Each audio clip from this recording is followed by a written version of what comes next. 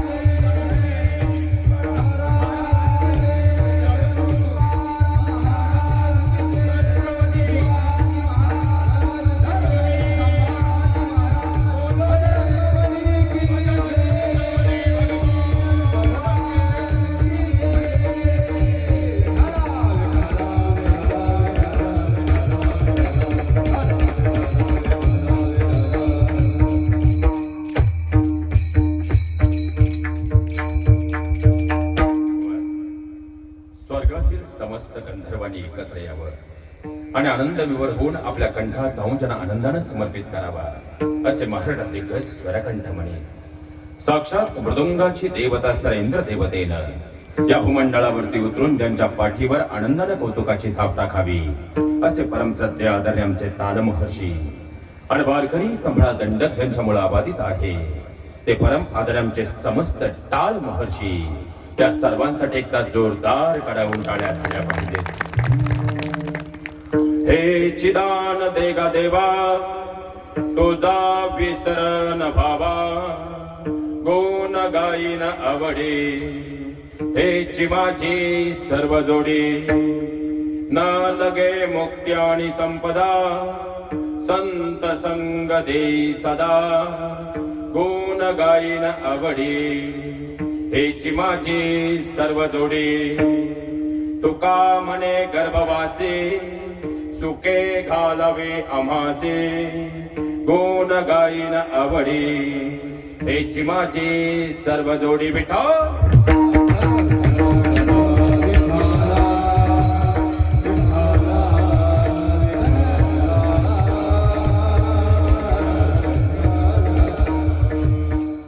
नमो विठ्ठला राजया पांडुरंगा नमो रुक्मिणी माऊली ज्ञान गंगा नमो पुंडलिका नमो चंद्रभागा नमस्कार माझा रुक्मिणी पांडुरंग.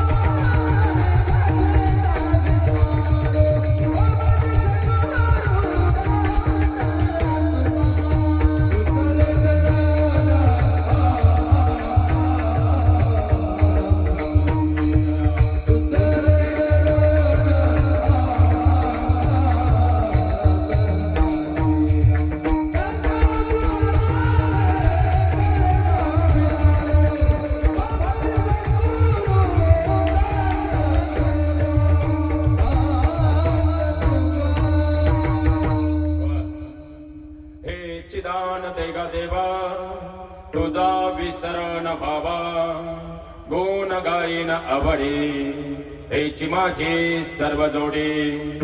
प्रस्तुत प्राप्त कीर्तन रूपी सेवेकरता निवडलेला अभंग जगद्गुरु जगतमान्य विश्ववंदनीय अध्यात्माचा कळस. अध्यात्म म्हणजे फक्त धार्मिकता नाही मायबा. अध्यात्म म्हणजे वरिष्ठांप्रतीचा आदरभाव. अध्यात्म म्हणजे कनिष्ठांप्रतीचा करुणाभाव. अध्यात्म म्हणजे वेद वाचण्या अगोदर समोरच्याच्या अंतकरणातील वेदना वाचता येणं. अध्यात्म म्हणजे ग्रंथांच्या आणि संतांच्या संगतीत राहणं. अध्यात्म म्हणजे ग्रंथांच्या आणि संतांच्या संगतीतून घडलेल्या महापुरुषांच्या जीवनातून आपलं जीवन चरित्र घडवणं. अध्यात्म म्हणजे फक्त पूजा अर्चना आणि प्रार्थनाच नाही तर त्याप्रमाणे आपली दिवसभरातील प्रत्येक कृती असणं.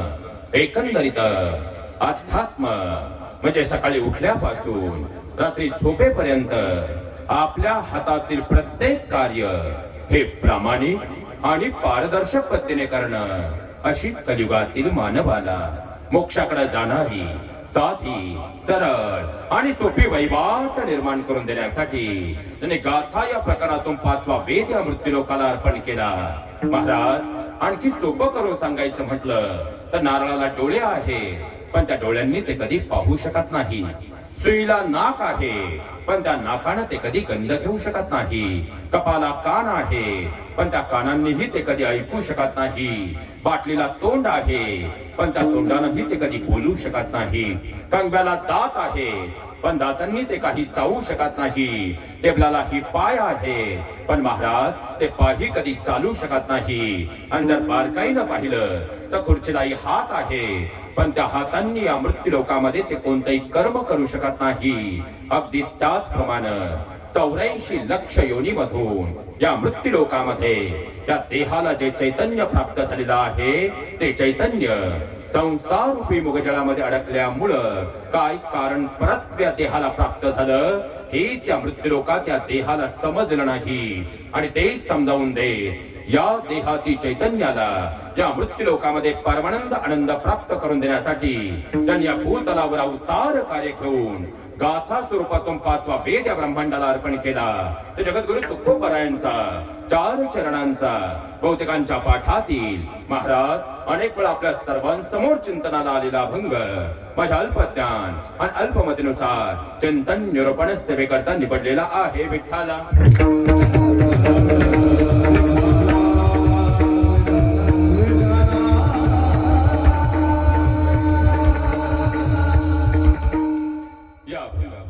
माझ्या अल्पमतीनुसार चिंतन रूपी सेवा जेव्हा प्रस्तावित करताना प्रस्तावना द्यायची ती अशी, खऱ्या अर्थानं जर पाहिलं गेलं तर वैकुंठवासीय आणि स्वर्गीय आणि वैकुंठवासीय हे दोन्ही शब्द आज खऱ्या अर्थानं बोलताना बरं वाटलं. कारण ज्यांची अनन्य साधारण अशी भक्ती जगाच्या मालकावरती म्हणजे ब्रह्मांडाच्या खऱ्या अर्थानं पहिले संत ज्यांना आपण म्हणतो, आणि जगाच्या पाठीवर महाराज आपण कोणत्याही गावात हिंदुस्थानच्या मातीत गेलो, कदाचित एखादं गाव असं असेल ज्या गावामध्ये प्रभू रामचंद्रांचं मंदिर नाही, पण या ब्रह्मांडामध्ये कोणत्याही गावात जर आपण गेलो तसं आपल्याला गाव सापडणार नाही जिथं हनुमंतरायांचं मंदिर नाही. कारण खऱ्या अर्थानं ब्रह्मांडाच्या पाठीवर दास्यत्व भक्ती करावी कशी आणि त्या नम्रतेचा साध अंतकरणामध्ये घेऊन देवत्व प्राप्त करावं कसं याचा दिशादर्शक मार्ग ज्यांनी निर्माण करून दिला ते खऱ्या अर्थानं ब्रह्मचैतन्य. म्हणजेच खऱ्या अर्थानं पाहिला गेलं तर हनुमंतरायांची अनन्यसाधारण भक्ती ज्यांच्या अंतकरणामध्ये होती, बाबुराव बाबा सोनभाऊ पाटील कासव आहेरखेडे, आणि खऱ्या अर्थानं त्या पुढच्या पिढीने, कारण कुळी कन्या पुत्र होती जे सात्विक, याचा हरिक वाटे देवा, आणि पुढच्या पिढीनेही बाबांचा यथार्थ वारसा खऱ्या अर्थानं आपल्या अंतकरणामध्ये रुजून असं खऱ्या अर्थानं पाहिजे एवढं सुंदर स्वर्ग या ठिकाणी अवतीर्ण केलेला आहे. आदरणीय बाबांना स्मरून या परिवारासाठी एकदा जोरदार काढून टाळ्या या ठिकाणी झाल्या पाहिजेत. त्याचप्रमाणे ज्यांच्यामुळे या आवाजाला जमिनीवर प्राप्त दुनियोस्ता करणारी मंडळी, दादा आपली सिस्टम अत्यंत गोड आहे आणि विशेषतः आपण तरुण आहात, आणि तरुण जेव्हा व्यवसायात येतात तेव्हा त्यांना अखंड बळ देणं आपलं आद्य कर्तव्य आहे. दादांसाठी एकदा जोरदार काढून टाळ्या झाल्या पाहिजेत. त्याचप्रमाणे वारकरी दंड संहिते आधारे या व्यासपीठाचा पहिला मान ज्यांचा आहे परम आदर आमचे विनेकरी बाबा, या व्यासपीठाचा दुसरा मान ज्यांचा आहे परम आदर आमचे चोपदार बाबांनी टाळ महर्षी. तर लक्षात घ्या महाराज, वारकरी संप्रदाय भक्ती आणि शक्तीचा संगम साधणारा संप्रदाय आहे. कारण वारकरी या शब्दाचा अर्थ आहे रणी धाव घेता असे खडकहस्त, विठोबारी माझी बने टाळ हस्त, अलंकार हे दोन्ही ज्याच्या उशाला, वारकरी म्हणावे अशा वाघराला. म्हणजे कीर्तनामध्ये उभा असताना तल्लीनतेने टाळामध्ये मुक्त होतो, पण जर देव देश आणि धर्मावर संकट आलं त्याच टाळांचा शस्त्र म्हणून जो वापर करतो अशा मातीत जो वाहक आहे त्या वाघाला वारकरी असं म्हटलं जातं. आणि भक्तीच्या व्यासपीठाला शक्तीचा संगम देणारे परम आदरमचे चोपदार बाबांनी समस्त टाळ महर्षी यांसाठी एकदा जोरदार काढून टाळ्या झाल्या पाहिजेत. त्याचप्रमाणे वारकरी दंड संहिते आधारे या व्यासपीठाचा तिसरा मान ज्यांचा आहे परम आदरमचे स्वरकंठमणी आणि परम आदरमचे ताल महर्षी आणि त्यानंतर कीर्तनकार. म्हणून जोपर्यंत हा मेळा जमा होत नाही तोपर्यंत सरस्वती मातेचे या ठिकाणी आगमन होत नाही. म्हणून परम आदरमच्या समस्त स्वरकंठमणी ताल महर्षींसाठी सुद्धा एकदा जोरदार काढून टाळ्या झाल्या पाहिजेत. त्याचप्रमाणे वारकरी दंड खऱ्या अर्थानं परंपरा हा विचारधारा जगाच्या पाठीवर पोहोचवण्याचा अविरत कार्य करणारी ही सोशल टीमची सगळी खऱ्या अर्थाने टीम. कारण त्यांचे जीवन फार भयानक आहे महाराज. कारण मोठं होईपर्यंत त्यांना सारखे फोन जातात आणि कीर्तनकार थोडा मोठा झाला की लगेच स्ट्राईक टाकायला कीर्तनकारच पुढे येऊन आयुष्याची माती व्हायला वेळ लागत नाही. कारण महाराज रात्रंदिवस खऱ्या अर्थानं धावावं लागतं, 3-3 वर्ष प्रवास करावा लागतो, वॉच टाइम साठी देवाला साकडं घालावं लागतं, आणि चॅनल कुठेतरी मॉनिटाईज झाला की मात्र खऱ्या अर्थानं ज्यांच्यासाठी दिवस रात्र पळाले त्यांच्याकडून स्ट्राईक आली की पुन्हा एकदा तोच उतरणीचा प्रवास पाहावा लागतो. त्यावेळी त्यांच्या अंतकरणाचं दुःख जाणून पाहावं, मग कळतं युट्यूबवर होणं किती अवघड आहे. म्हणून दादांसाठी एकदा जोरदार काढून टाळ्या या ठिकाणी झाल्या पाहिजेत. आता तुम्ही म्हणाल महाराज आधीच उशीर झालाय आणि तुम्ही बोलायला लागलेले 5 मिनिटं झाले, पण 5 मिनिटापासून तुम्ही आम्हाला टाळ्याच वाजवायला लावल्या. पण तरी आहेरखेडेकर एकदा खऱ्या अर्थाने इच्छा आहेच हो, एकदा जोरदार काढून टाळ्या होऊनच जाऊ द्या.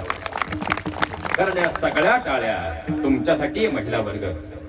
कारण संध्याकाळी 7 वाजले आणि आपल्या हातात रिमोट आला आणि आपल्या घरात जी मराठी किंवा सन मराठी सुरू झालं की संध्याकाळी 7 वाजता तू तिथं मी, 7:30ला नको दूर जाऊ बाबा, 8 वाजता कॉन्स्टेबल मंजू आणि 8:30ला जुळली घाटक, हे सगळं सोडून तुम्ही आलात. तुमचे ही मनपूर्वक व्यक्त करतो आणि माझ्या चंदन रूपी सेवेकडे प्रस्थान करतो विठ्ठल.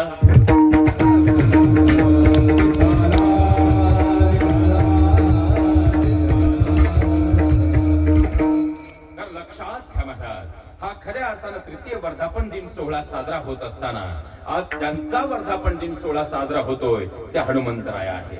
आणि खऱ्या अर्थानं शास्त्रदंड परंपरा जर आपण पाहिली तर आतापर्यंत आम्हाला 4 युग सांगण्यात आलेली आहे. पहिलं म्हणजे सत्ययुग आहे, दुसरं म्हणजे त्रेतायुग आहे, तिसरं म्हणजे द्वापार युग आहे आणि गेलेल्या गुढीपाडव्याला त्याची 5098 वर्ष पूर्ण झाली. सध्या सुरू असणारं कलियुग आहे. आणि यातही जर पहिला युग पाहिलं जिला जीवाची जीव मर्यादा शास्त्रकारांनी 1,00,000 वर्षांची सांगितलेली आहे ते सत्ययुग आहे. आणि जिथं भगवान परमात्म्याचा मत्स्य, कूर्म, वराह, नरसिंह अवतार आहे.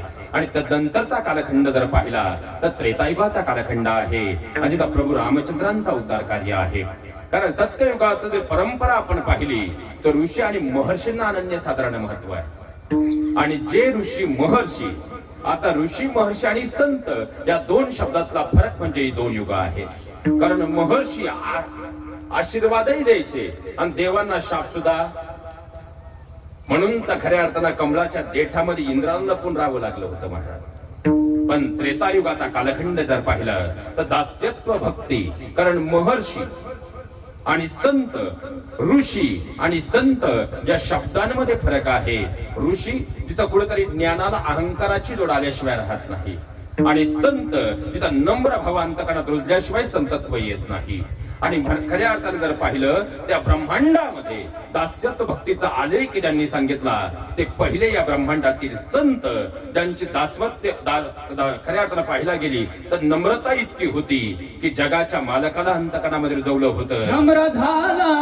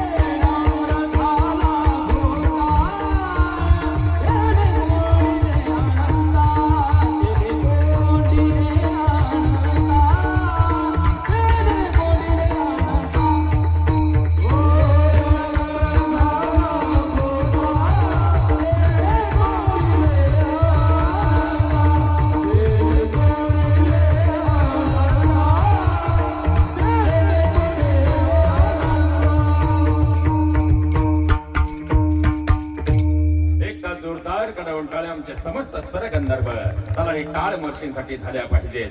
खऱ्या अर्थानं जगाच्या मालकाला अंतकणामध्ये रुजवण्याचं सामर्थ्य ज्यांच्यामध्ये होतं ते हनुमंतराय होते.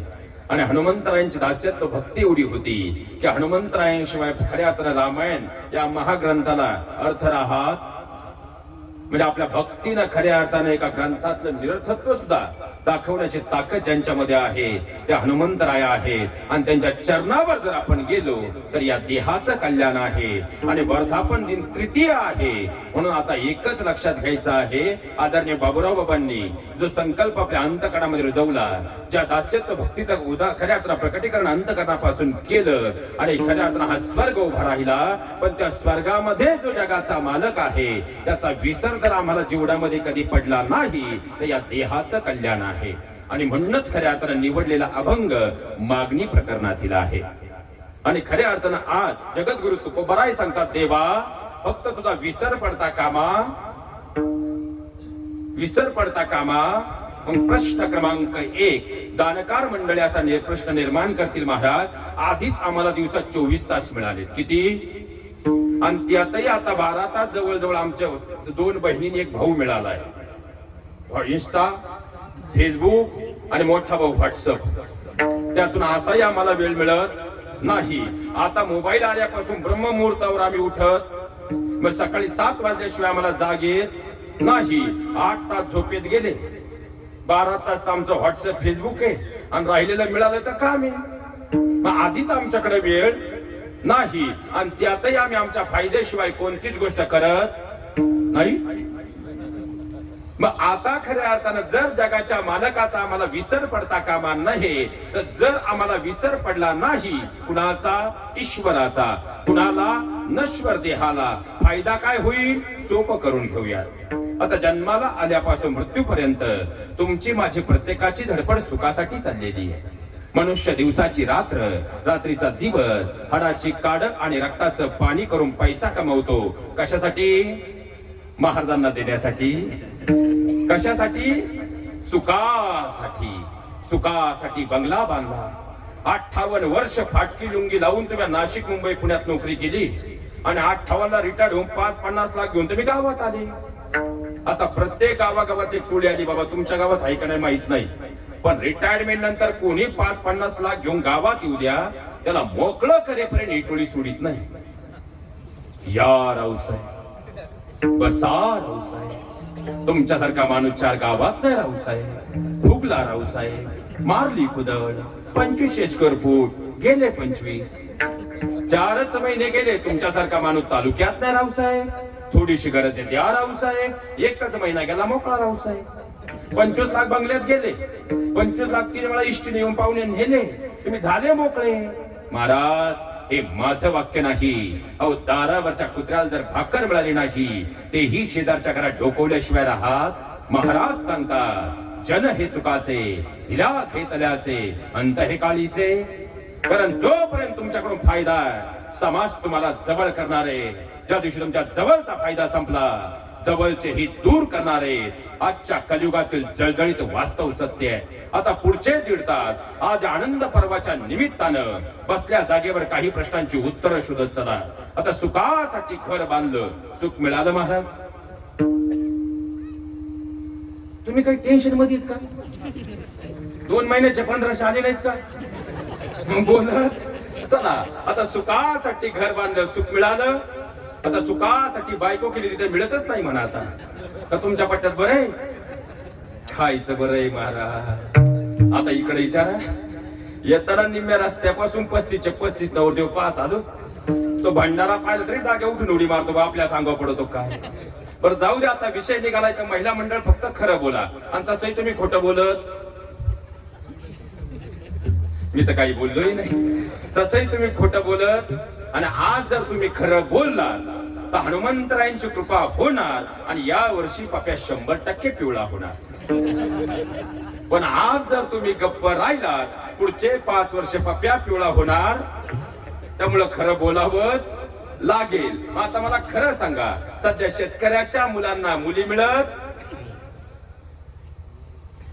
पुरुष मंडळी सगळे शांत, फक्त महिला मंडळ हनुमंतराय पाहत आहे. शेतकऱ्याच्या मुलांना, फक्त खरं बोला, शेतकऱ्याच्या मुलांना मुली मिळत असं नाही. यांच्या बरोबर घरात भांडताना जेवढ्या मोठ्याने भांडता तेवढ्या मोठ्यानं सांगा, शेतकऱ्याच्या मुलांना मुली मिळत. आपला पप्या यंदाही पिवळा होईल असं वाटत नाही. यंदा तरी आपल्या पप्याला बुद्धी मिळेल असं वाटत. बर जाऊ द्या महिला मंडळ, ज्यांना वाटतं महाराज शेतकऱ्याच्या मुलांची अवस्था खरंच वाईट आहे, शेतकऱ्याच्या मुलांना मुली मिळायलाच पाहिजेत, त्या सगळ्यांनी आज एकदा जोरदार टाळी वाजवा. परमात्मा तुमचं ऐकणार आहे. बरेच नवरदेव राहिले दादा तुमच्या गावात. बरं महिला मंडळ, तुमची सगळ्यांची इच्छा आहे ना आता शेतकऱ्याच्या मुलांना मुली मिळायलाच. इथं बसलेली कोणती आई मला सांगेल महाराज, आज खऱ्या अर्थानं हनुमंतरायांच्या प्रांगणात माझे डोळे उघडले. आता मी बसल्या जागेवर शपथ घेते का यापुढे मी माझी गुड्डी शेतकऱ्याच्याच मुलाला देईल. फक्त तेवढ्याच आहे. आता बोटवर करा.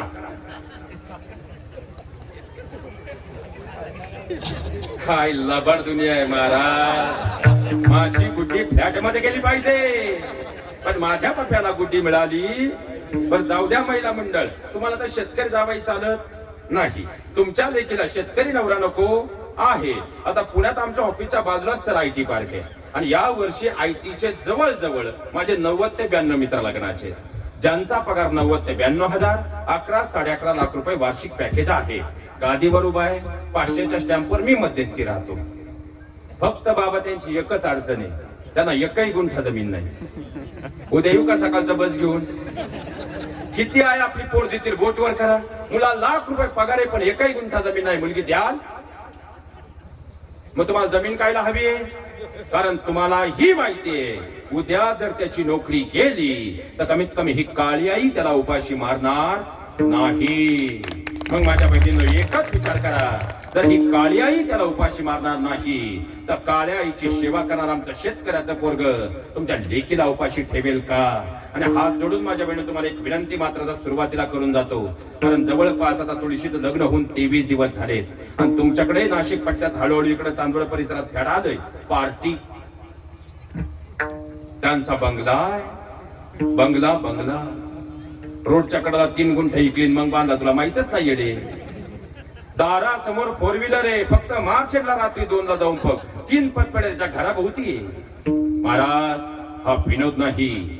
इथं बसलेल्या ज्यांनी आपल्या मुलीचं लग्न करताना मुलाच्या वडिलांचे 10 एकरचे बाण पाहून आपल्या पोरी दिल्यात ना, आज तुमची मुलगी बंगल्यात आहे, सोन्याच्या ताटात जेवतीये, पण तिला कधीही भेटायला जा तिच्या डोळ्यात मात्र पाणी आहे. आणि इथं बसलेल्या ज्यांनी आपल्या मुलीचं लग्न करताना मुलाच्या बापाचे 10 एकरचे बाण न पाहता मुलाचं स्वतःचं कर्तृत्व पाहून आपल्या मुली दिल्या. भले तुमची मुलगी आज झोपडीत असू द्या, पण कधीही भेटायला जा तिच्या चेहऱ्यावर मात्र समाधान आहे.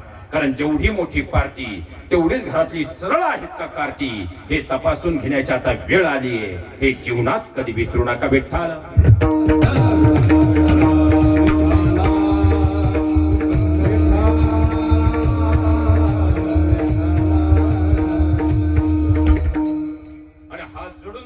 तुम्हाला विनंती करून जातो, खऱ्या अर्थाने इथून पुढचा काळ, कारण तुम्ही दुसऱ्याच्या हातात देताय तो तुमच्या पोटचा काळजाचा गोळा आहे आणि ज्यामुळे तुमचं सर्वस्व दडलेलं आहे.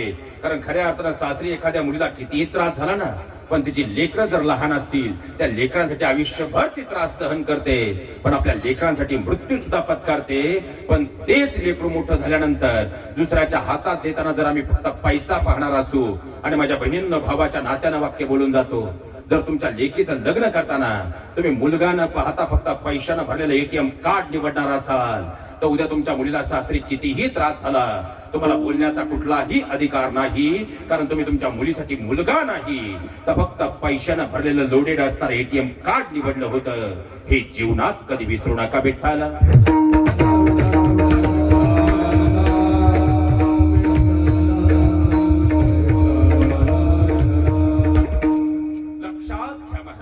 जाऊ द्या, मध्ये चांगला होता मिळाली. 2.5 लाख हल्ला भाडं दिलं, गावची जिरवाय 3.5 लाखाचा डीजे आणला, रात्रभर सगळ्या मित्रांना एकत्र करून SMS करून बोलून घेऊन फुलाची गाडी सजवली तिला आणायला आणि पुढं मोर बसवला आणि वाजत गाजत फटाके वाजवत जी बायको घरी आणली, फक्त काळजावर हात ठेवून खरं बोला, तीच तुम्हाला मला काय म्हणते, आता आम्ही काय वेगळे का बाबा, तुमच्या पुढे आल्यावर बोलतो ना, सप्त्याला 7 दिवसांनी घरी गेल्यावर सोपं आहे. तीच तुम्हाला मला काय म्हणते, तुम्हाला काही कळत नाही, तुम्हाला काही कळत तरी आपलं येडं म्हणतो बायको प्रेम करती, बायकोच्या प्रेमाचा झटका. पण आता सुखासाठी बायको केली बरोबर, काळजावर हात ठेवून क्षणभर विचार करून सांगा, सुख मिळालं? उत्तर इथं देऊ नका, 9:30 नंतर घरीच जायचंय. सुखासाठी पप्या जन्माला आला, तो म्हणतो माझ्या पप्पानं माझ्यासाठी काहीच कमवून ठेवलं. सुखासाठी बांध कोरली, ही तर नवीनच टोळी आली. तुमच्या पट्ट्यात आहे का नाही माहित नाही, पण कोणत्याही भागात जा महाराज, गाव तसं चांगलं, पण तंटामुक्तीच्या अध्यक्षांना भेटलं तर 90% प्रकरण फक्त जमिनीच्या बांधांची आहेत की नाही. बरं, हा विषय आज गावागावात बोलण्याची गरज या व्यासपीठावर यासाठी निर्माण झाली. आज कोणत्याही गावाचा सार्वजनिक कार्यक्रमात आम्ही एकत्र यायला तयार आहोत, पण 2 रक्ताचे भाऊ जर एका विचाराने एकत्र यायला तयार नसतील तर कोणता अध्यात्म आम्हाला कळालंय, विचार मात्र करावा लागेल.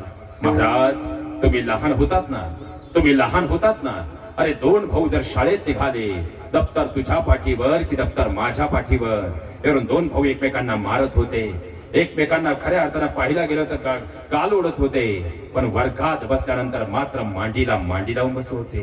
ते 2 भाऊ जर संध्याकाळी आईच्या शेजारी झोपायला गेले ना, तर आईचं तोंड तुझ्याकडं का आईचं तोंड माझ्याकडं, यावरून एकमेकांचे केस ओढत होते, पण चांदवड पोलीस स्टेशनला जाऊन कधी एकमेकांवर केस टाकत नव्हते. तेच रक्ताचे भाऊ आज काहीच न पिकणाऱ्या गुंठावर बांधासाठी जर बांधावर एकमेकांना कुऱ्हाड घेऊन धावत असतील तर दोन भावांच्या प्रेमाचं द्योतक असणाऱ्या हनुमंतराय मला प्रसन्न होतील का? एवढा विचार जरी या ठिकाणी करू शकलो, अंतकणात ती ज्योत पेटू शकलो, तरी मला वाटतं हा सोहळा सफल झाल्याशिवाय राहणार नाही. हे सगळ्यात महत्वाचं विठ्ठला.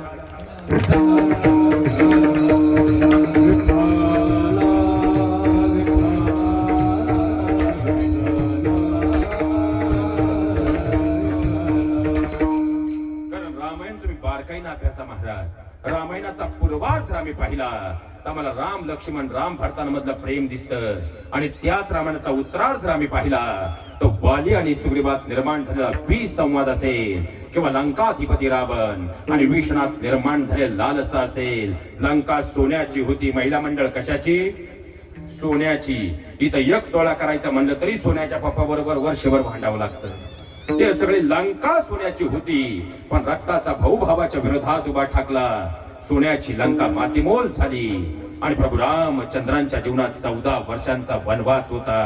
पण लक्ष्मण आणि भरत भैयासारखा भाऊ सोबतीला होता, म्हणून तर 14 वर्षाच्या वनवासानंतरही प्रभू रामचंद्र पुन्हा एकदा अयोध्येचा राजा होता. ही सगळ्यात महत्वाचं. चला रामायणामधून आपण आपल्या तालुक्यात येऊया. बांध करून बंगला बांधला, एक तरी माणूस सापडेल. बांध करून गाड्या घेतल्या, एक तरी माणूस सापडेल. बांध करून आपल्या मुलांचं शिक्षण पूर्ण केलं, स्वतःचा व्यवसाय घडवला, एक तरी माणूस सापडेल. तुम्ही आजूबाजूला नीट नजर टाका. ज्यांनी गाड्या घेतल्या, ज्यांनी घरं बांधली, ज्यांनी स्वतःचं मुलांचं जीवन घडवलं, त्यांनी फुटभर बांध कोरण्याकडे कधी लक्षच दिलं नाही. आणि ज्यांनी बांध कोरण्यात आपलं सगळं आयुष्य घालवलं, त्यांनी स्वतःच्या आयुष्याची तर माती केली. पण न कळत्या वयातल्या आमच्या छोट्या छोट्या लेकरांना सुद्धा नाहक या वादात ओढून त्यांना ही पोलीस स्टेशनची पायरी चढायला लावून आपणच आपल्या हातानं अवघ्या फुटभर बांधासाठी आपली तिसरी पिढी उद्ध्वस्त करतोय. शोकांतिका. आणि आज इथं जेवढी ज्येष्ठ मंडळी आहेत, खऱ्या अर्थानं अत्यंत नम्रपणे तुमच्या चरणावर डोकं टेकून आज एक नम्रतेची विनंती करून जातो. कारण खऱ्या अर्थानं महाराज अत्यंत नम्रपणे सांगतो, माझं कीर्तन जर तुम्हाला पटलं नाही ना तर मरेपर्यंत या गावात मला कधी बोलू नका. पण तुमचा मुलगा म्हणून तुमच्या पायावर डोकं टेकून विनंती करतो. मागच्या पिढ्यांपासून या फुटभर बांधांचे वाद तुमच्यापर्यंत आले, आणि तुमचंही निम्म आयुष्य तहसील कचेऱ्याने कोर्टामध्ये अवघ्या फुटभर बांधासाठी गेलं.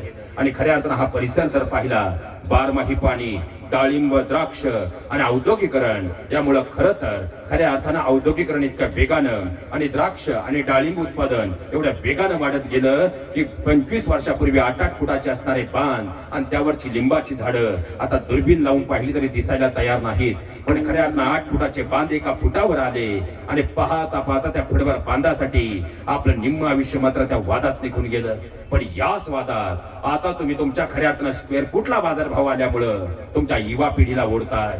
आणि युवा हा शब्द उलटा वाचला तो होतो वायू. वायू सारखं तुम्हाला काळजात घेऊन फिरणारा तो म्हणजे युवा. त्या वादळाला जर आम्ही योग्य मार्ग दिला, ते वादळ उद्याची क्रांती केल्याशिवाय राहणार नाही. पण त्या वादळाचा जर घरातच मार्ग चुकला तर आपल्या जीवनात सुनामी आल्याशिवाय राहणार नाही. आणि ही गरम डोक्याची मुलं जेव्हा तुमच्या बरोबर या वादात पडतात ना, एखादी केस अंगावर पडते आणि अलगदपणे शिक्षणापासूनही आणि नोकरीपासूनही ती लेकरं कायमची दूर जात आहे. पण आज मला तुम्हाला सगळ्यांना एक प्रश्न आहे. आजपर्यंत जेवढे पैसे या फुटभर बांधासाठी तुमचे तहसील कचेरीमध्ये आणि कोर्टात गेले, त्यातली 1% रक्कम तरी तुम्हाला त्या बांधातून उत्पन्न म्हणून मिळाली का? बरं भांडतोय कुणासोबत? खऱ्या अर्थानं 8वी 9वीला जाईपर्यंत एक चॉकलेट जर आमच्या जवळ असेल तर अर्ध दातानं तोडून त्याला दिल्याशिवाय, भावाला दिल्याशिवाय आम्ही कधी खाल्लं नाही. आता फक्त एक पाभार इकडे किंवा एक पाभार तिकडे सरकलंय, आणि आम्ही एकमेकांचं तोंड पाहणं कायमचं बंद केलंय.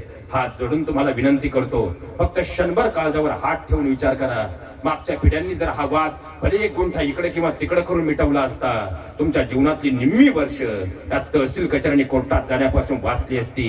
पण आज न्याय व्यवस्था अशी आहे, खऱ्या अर्थानं 5-5 वर्ष केस चालते, आणि जिकडून बंडलांचं वजन जास्त जाईल त्या बाजूने निकाल म्हणजे आदेश निघतात, आणि आपल्या जीवनातले 5-5 वर्ष आपण वाया घालवतोय.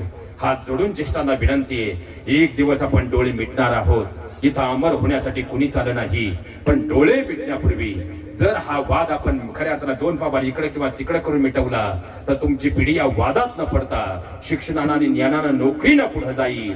आणि जर याच वादात तुम्ही त्या पिढीला ओढून डोळे मिटले तर पुढची पिढीचं निम्मा आयुष्य सुद्धा पुन्हा एकदा मातीमोल होईल. हात जोडून तुम्हाला विनंती करतो, खऱ्या अर्थानं जर तुम्ही दोन भाऊ एकत्र बसले आणि तो वाद कायमचा मिटवला ना, उद्या एक पाभार इकडे किंवा तिकडं, पण तुमच्या कोर्टात जाणारे पुढचे 5-5 लाख रुपये वाचतील. आणि चांदवड आणि हा सगळा दुगावचा परिसर औद्योगिकरणाकडे झुकतोय. आणि तोच पैसा तुमच्या मुलांच्या शिक्षणासाठी आणि मुलांच्या व्यापारासाठी आणि शिक्षणासाठी जर वापरला. आज माझं एक वाक्य लिहून ठेवा, जेव्हा आपल्या सोहळ्याचे 15 वर्ष पूर्ण झालेले असतील तेव्हा तुम्ही आजचा दिवस आठवून पहा आणि आज रात्री फक्त बदल करण्याचा निश्चय करा. पुढच्या 15 वर्षात हीच तुमची तरुण पिढी त्याच बांधाच्या पलीकडं 1 एकर जमीन स्वतःच्या कर्तृत्वानं विकत घेतल्याशिवाय राहणार नाही. हे सगळ्यात महत्वाचं विठ्ठल.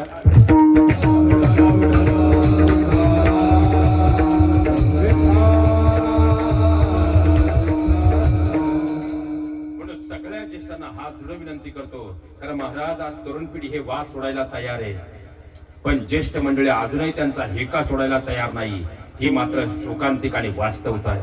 हात जोडून तुम्हाला विनंती आहे, पुढच्या पिढ्यांना खऱ्या अर्थानं सुखानं जगू द्यायचं असेल, पुढच्या पिढ्यांना जर पुढे जाऊ द्यायचं असेल आणि पुढच्या पिढ्यांना या खऱ्या अर्थानं नात्यांमधलं वितुष्ट निर्माण करून जर पुढे जाऊ द्यायचं नसेल तर हे बांधाचे वाद आयुष्यभर कुरवळत बसा. पण तुमच्या लेकरांनी खरंच घडावं अशी अपेक्षा असेल, दोन पाभार इकडे किंवा तिकडे होऊ द्या, समोरच्याला मूर्ख म्हणून सोडून द्या, पण खऱ्या अर्थानं हा वाद कायमचा मिटवा. एवढी मात्र प्रार्थना तुमच्या चरणावर करतो, कारण हनुमंतराय तिथंच राहता जिथं राम लक्ष्मणांचं प्रेम असतं. आणि जिथं खऱ्या अर्थानं विभीषण आणि रावणात दुर्दृष्ट होतं तिथं काय होतं हे सांगण्यासाठी माझी गरज नाही. रामायण कथा आपण अनेक वेळा ऐकली, हे वास्तवता आहे. आणि माझ्या बहिणीने तुम्हालाही एक प्रश्न विचारून जातो, कारण हायवे मनमाड हायवे झाल्यापासून आता बरेच ठिकाणी येणे प्लॉट पडले, म्हणून तुम्हाला विचारावं लागतंय. तुम्हाला भाऊ आहे ना,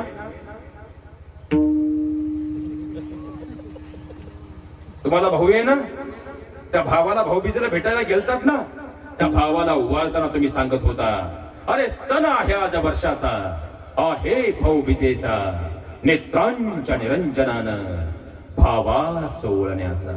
जसा कृष्ण आहे द्रौपदीस तसा लाभलासी तुम्हाला, ओवाळते भाऊराया औक्ष माझे लाभो तुला.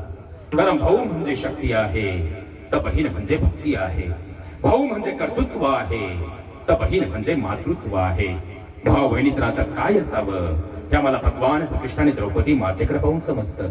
भाऊ बहिणीचं नातं काय असावं हे आम्हाला महाविष्णुमाऊली ज्ञानोबा आणि मुक्ताईंकडे पाहून समजतं. भाऊ बहिणीचं नातं काय असावं हे आम्हाला शिवचरित्राचं पानन शिकवतं. पण जी बहीण रक्षाबंधनला आपल्या भावासाठी राखी आणि भाऊबीजेला रुमाल घेऊन जात होती, हळूहळू आता खऱ्या अर्थानं गुंठ्याला 7 लाखाच्या पुढे बाजारभाव गेला. म्हणून तीच बहीण राखी आणि रुमालासोबत आपल्या भावाकडे 500 रुपयाचा स्टॅम्प घेऊन जर हिस्सा मागायला येत असेल तर माझ्या बहिणीने तुम्ही कितीही खऱ्या अर्थानं आता मार्गशीर्ष गुरुवार केले आणि कितीही चप्पल न घालता आषाढीची वारी केली तर जगाचा मालक तुम्हाला स्वर्गात काही नरकात तरी जागा देईल का, याचा मात्र आज नक्की विचार करून जा. कारण तुमच्या भावाची बदललेली परिस्थिती आणि तुमच्या भावाच्या खिशात खेळणारा पैसा तुम्ही आज पाहताय.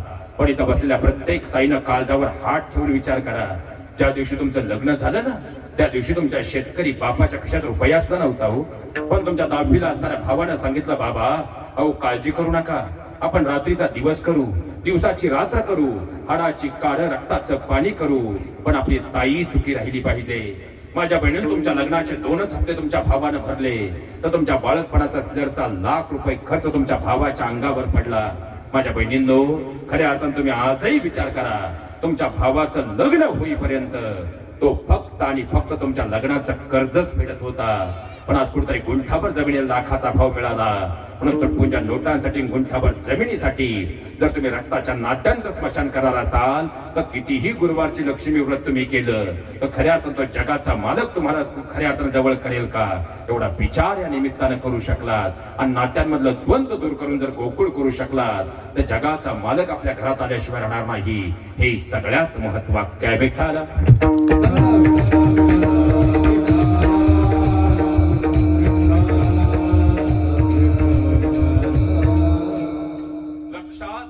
मूळ मुद्द्यावर येतो. आता सुखासाठी घर बांधलं, इथून आपण निघालो आता घर तुम्ही तुमच्यासाठी बांधलं का मुलांसाठी बांधलं का यांच्या नाव करताय? कुणासाठी? मुलांसाठी. कारण ज्या दिवशी बाबा तुम्ही घर बांधायचं स्वप्न पाहिलं त्या दिवशी वीट होती 3.5 रुपये ठोकळा आणि स्टील होतं 24 रुपये किलो. पण आयुष्यभर काबाड कष्ट करून जेव्हा पप्यासाठी घर बांधायला पहिली कुदळ तुम्ही मारली त्या दिवशी वीट होती 13.5 रुपये ठोकळा आणि स्टील होतं 64 रुपये किलो. म्हणजे तुमच्या जीवनातली जवळजवळ 30 वर्ष तुम्ही घालवली तेव्हा पप्यासाठी एक गोजीरवानं घर तुम्ही बांधलं, बरोबर? मग ज्या देहाचा क्षणाचाही भरवसा नाही असा क्षणभंगूर देह त्यातले 30 वर्ष जर तुम्ही पप्यासाठी एक घर बांधायला घालवली तर तुम्ही गेल्यावर तुमचा लाडका बाबा म्हणेल का आपल्या वडिलांनी आयुष्याची 30 वर्ष घराला दिली मग त्यांना शेवटच्या अंघोळ आपण आपल्या बेडरूम मध्ये घालू, नंतर आपली लाडकी बायको लादी पुसून घे. तुम्ही घर लाखाचं काय पण कोटीचं जरी बांधलं, एकदा तुटक्या खाटेवर गरम पाण्याचा हा देह बाहेर काढला आणि तोंडात कधी नवे तुळशीचं पान गेलं की त्या देहाशी आपला त्या घराशी आपला कायमचा संबंध. मग आता सुखासाठी घर बांधलं, एवढी मोठी पूजा घातली, आता सुख मिळालं? आता सुखासाठी बायको केली, बायको आपली कुठपर्यंत आहे? 6 पत्र्याखाली अगदी डाग देईपर्यंत बायको आपली. आता एखादी ताई म्हटली महाराज व्यासपीठावर असं का बोलले, मी गेल्यावर चर्चा नको कारण दादा त्या टोळ्या जास्त आहे नाशिक जिल्ह्यात, त्यामुळं पुरावा म्हणून एकच करा दादा, पुढच्या 25 वर्षासाठी आपल्या गावात सती प्रथा परत चालू करून पहा. हा विचार तुम्ही घरी जाऊन करा. आता सुखासाठी पप्या जन्माला महिला मंडळ, पप्या आपला कुठपर्यंत आहे? जोपर्यंत पप्याच्या डोक्यावर पिवळ्या तांदळाचा मार पडत नाही आणि नवीन आलेली गुड्डी जोपर्यंत पहिल्या श्रावण पाठीला जात नाही आणि पहिल्या श्रावण पाठीच्या आणलेल्या सारणाच्या पोळ्या वरच्या मळ्यात वाटल्या जात नाही तोपर्यंत पप्या आपला. आणि एकदा सारणाची पाठी मोकळी घरी आली महिला मंडळ तिथून पुढे पप्या आपला राहात. तुम्ही म्हणताय मी म्हणत. आता सुखासाठी बांध कोरले ते बांधे आपले किती दिवस आहे? एकदा आपली दशक्रिया झाली आणि आपल्या तेरवीचं गोड जेवण पंक्ती टाकून गाव जेवलं की 14व्या दिवशी तुमचा लाडका बाप्या तुमच्या मृत्यू दाखला घेऊन ग्रामपंचायत मध्ये गेल्याशिवाय राहात.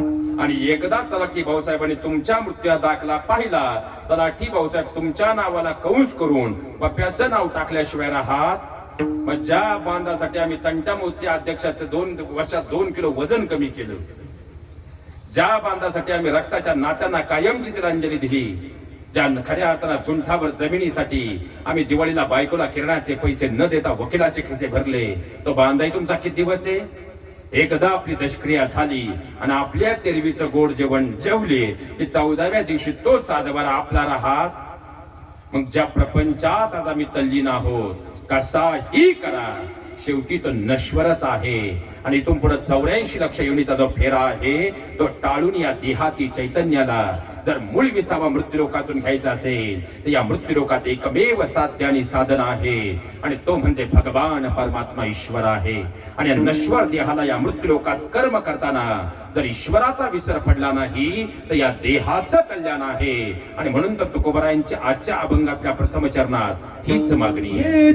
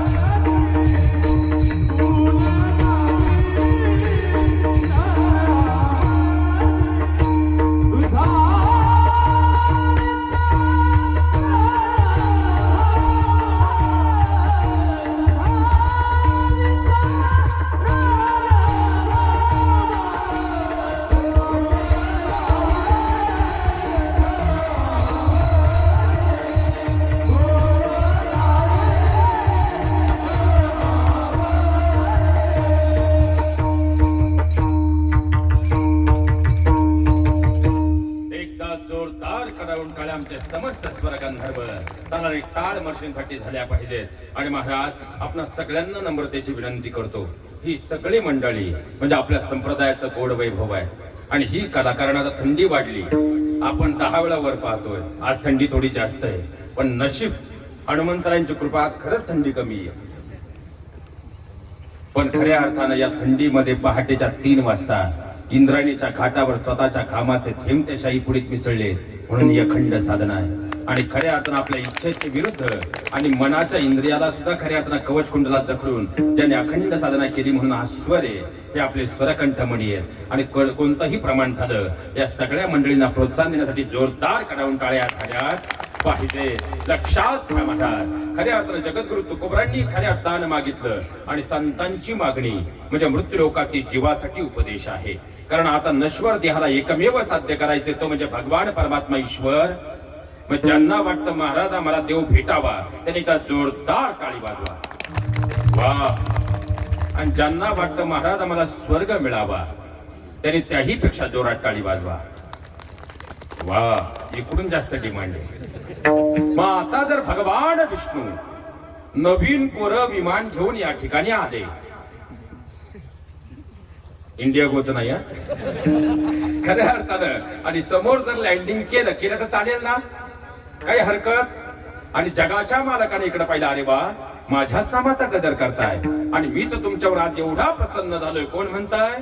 भगवान विष्णू. की आज मी तुम्हा सगळ्यांना सदेह वैकुंठाला न्यायला आलोय. कसं फक्त महाप्रसाद झाला की सगळ्यांनी येऊन मनात घरी कुणी जायचं, तिकडं पप्याचं लग्न होऊ, गुड्डीचं लग्न होऊ, परत माग येणं. आणि हा धर्ममंडप असा आहे, तेने नारायण देईल भेटी. जगाच्या मालकाचा या धर्ममंडपात वास असतो, त्यामुळे इथं चुकूनही खोटं बोलता येत. आणि चुकून जर आपण भावनेच्या भरात खोटं बोललो तर हनुमंतरांच्यात काय गदा. आणि जर खोटं बोललं तर ती नशिबाच्या चक्रावर कशी पडेल सांगता येणार. त्यामुळे इथं खोटं बोलता येणार. मग आता खरं सांगा, किती जण विमानात बसायला तयार आहे? बोट वर करा. फक्त परत येणं होणार आणि इथं खोटं बोलता येणार. थांबू लागलं तर 1 मिनिट. ज्यांचं शिटरी जर वय त्यांनी तरी बोट वर करा. मी ये म्हणून राहिले असं रोज तुम्हाला सकाळी 5:45ला, दुपारी 1:45ला आणि रोज रात्री 10:30ला नित्य नेमानं रोज 3 गोळ्या देणारी सुद्धा आता इथं मात्र बोट वर करायला तयार. म्हणजे प्रपंच कसाही असू द्या, वास्तवात तो सोडायला आम्ही तयार. मग प्रपंचातूनच जर परमार्थ साधायचा असेल तर प्रपंचात काय मागावं याचा दिशादर्शक मॅप म्हणजे संतांचं मागणी प्रकरण. विठ्ठला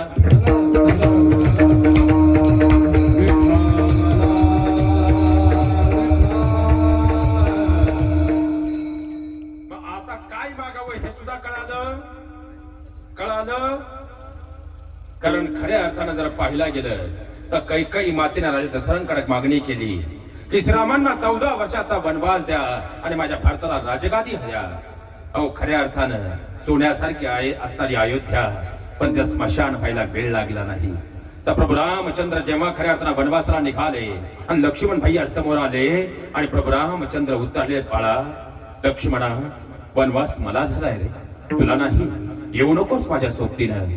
आणि भरल्या डोळ्याने लक्ष्मण दादाने सांगितलं, दादा जिथं माझा रामदादा असेल तीच माझी अयोध्या.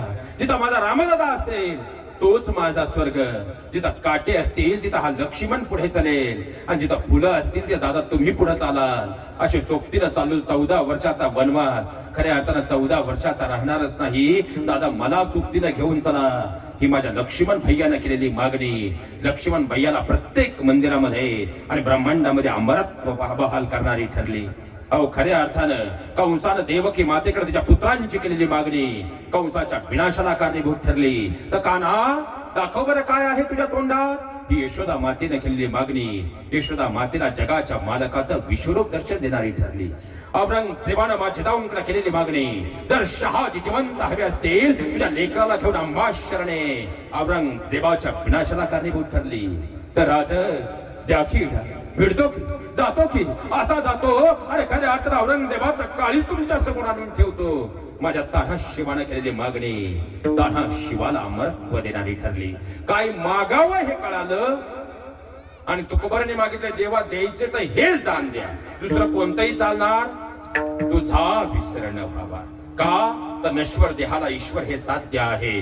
काही मागावं हे त्यांच्याकडून कळतं. आपली मागणी इथून 22 दिवस आषाढी वारीला जाऊन म्हणतो, 3 दिवस लाईनीत उभा राहतो आणि 4थ्या दिवशी म्हणतो यंदा तरी केसचा निकाल माझ्या बाजूनं. ही आपल्या परमार्थाची. तुमचं मागणं वेगळं, तुमचं तर मागणं वेगळंच आहे. त्या मागण्याला कसला ताळतंत्र. तरुण पोरांच्या डोक्यात तर एकच खटकी, देवा ती हो म्हणू दे, आणि बरं नाहीच हो म्हणली तर दुसरी तरी मिळू दे. कारण सध्या तरुणाईच्या रोगात पूर्ती ग्रासली महाराज. त्यातलं पहिलं म्हणजे प्रेमाचं व्यसन आहे. आणि प्रेम ह्या शब्दावर जर आपल्यासारखं बोलायला गेलं ना महाराज, पोरं खालून म्हणतात महाराज ग बसा, तुम्हाला प्रेम काय कळणार आहे. अरे प्रेम प्रेम प्रेम म्हणतोस तू, अरे प्रेम प्रेम प्रेम म्हणतोस तू, आणि खऱ्या प्रेमाचा अर्थ मात्र विसरून जातोस तू. प्रेम म्हणजे कुणाला मिळवणं नसतं रे. राधाकृष्णांनी सांगितलंय प्रेम म्हणजे मुक्त असताना उधळणं असतं रे. तुला वाटत असेल तिला पळून घेऊन तू तुझं स्वप्न पूर्ण केलंस. अरे पण भेड्या, एका बापाचं मात्र कन्यादानाचं स्वप्न आयुष्यभरासाठी हिरावून घेतलं. सांगणारे वेड्या, पळून जाऊन त्या प्रेमात नक्की तू काय मिळवलं. तू म्हणत असेल तिला पळून घेऊन कालांतरानं तुझ्या खर्चांना समजावून सांगून तुझं घर तू परत मिळवलं. पण एका लेकीचं माहेर मात्र आयुष्यभरासाठी त्या लेकीपासून कायमचं दूर केलं. सांगणारे वेड्या, पळून जाऊन त्या प्रेमात नक्की तू काय मिळवलं. तू म्हणत असेल तिला पळून घेऊन कालांतरानं तुझ्या भावाला तुझी मर्दानगी दाखवली असेल. अरे पण वेड्या, काहीच चूक नसताना तिच्या भावाला मात्र आयुष्यभर गावातल्या चौकात मान खाली घालायला लावली. सांगणारे वेड्या, पळून जाऊन त्या प्रेमात नक्की तू काय मिळवलं. तू म्हणत असशील तिला पळून नेलं कारण ते माझं सर्वस्व होतं. पण ज्या माय बापानं आपल्या आयुष्याचं सर्वस्व त्या लेकीला समजलं, त्या लेकीला त्यांच्यापासून दूर करून दोन्ही कुटुंबांना दुःख देऊन शांत बसून क्षणभर विचार कर, पळून जाऊन त्या प्रेमात नक्की तू काय मिळवलं. आपले मायबाप आपले शत्रू नाही, घरातलं कम्युनिकेशन कोणतरी कमी होतंय ही वास्तवता आहे. आणि माझ्या बहिणीनं तुम्हाला खऱ्या अर्थानं हात जोडून भावाच्या नात्याने विनंती करतो, कारण आता सध्या तुम्ही मोठा आवाज उठवलाय की आमच्या दादावर कुठलीही घरात बंधनं नाही आणि आमच्यावर सगळीच बंधनं आहेत. माझ्या बहिणींनो, त्या जगाच्या मालकाचे धन्यवाद द्या, त्यानं तुम्हाला हिंदू धर्मात जन्माला घातलंय. कारण खऱ्या अर्थानं जर पाहायला गेलं, आता तुम्ही इथून घरी जाताना जर रस्त्याच्या कडेला लोखंड पडलेला असेल ना, तुम्ही त्याकडे पाहणार सुद्धा नाही. जाताना जर तुम्हाला चांदी दिसली, देवाच्या दरबारात चोरी नको म्हणून ते चांदी उचलून तुम्ही मंदिरात आणून ठेवाल. जाताना जर सोनं दिसलं तरी देवाच्या दरबारात चोरी नको, ते सोनं आणून सुद्धा तुम्ही मंदिरात ठेवाल.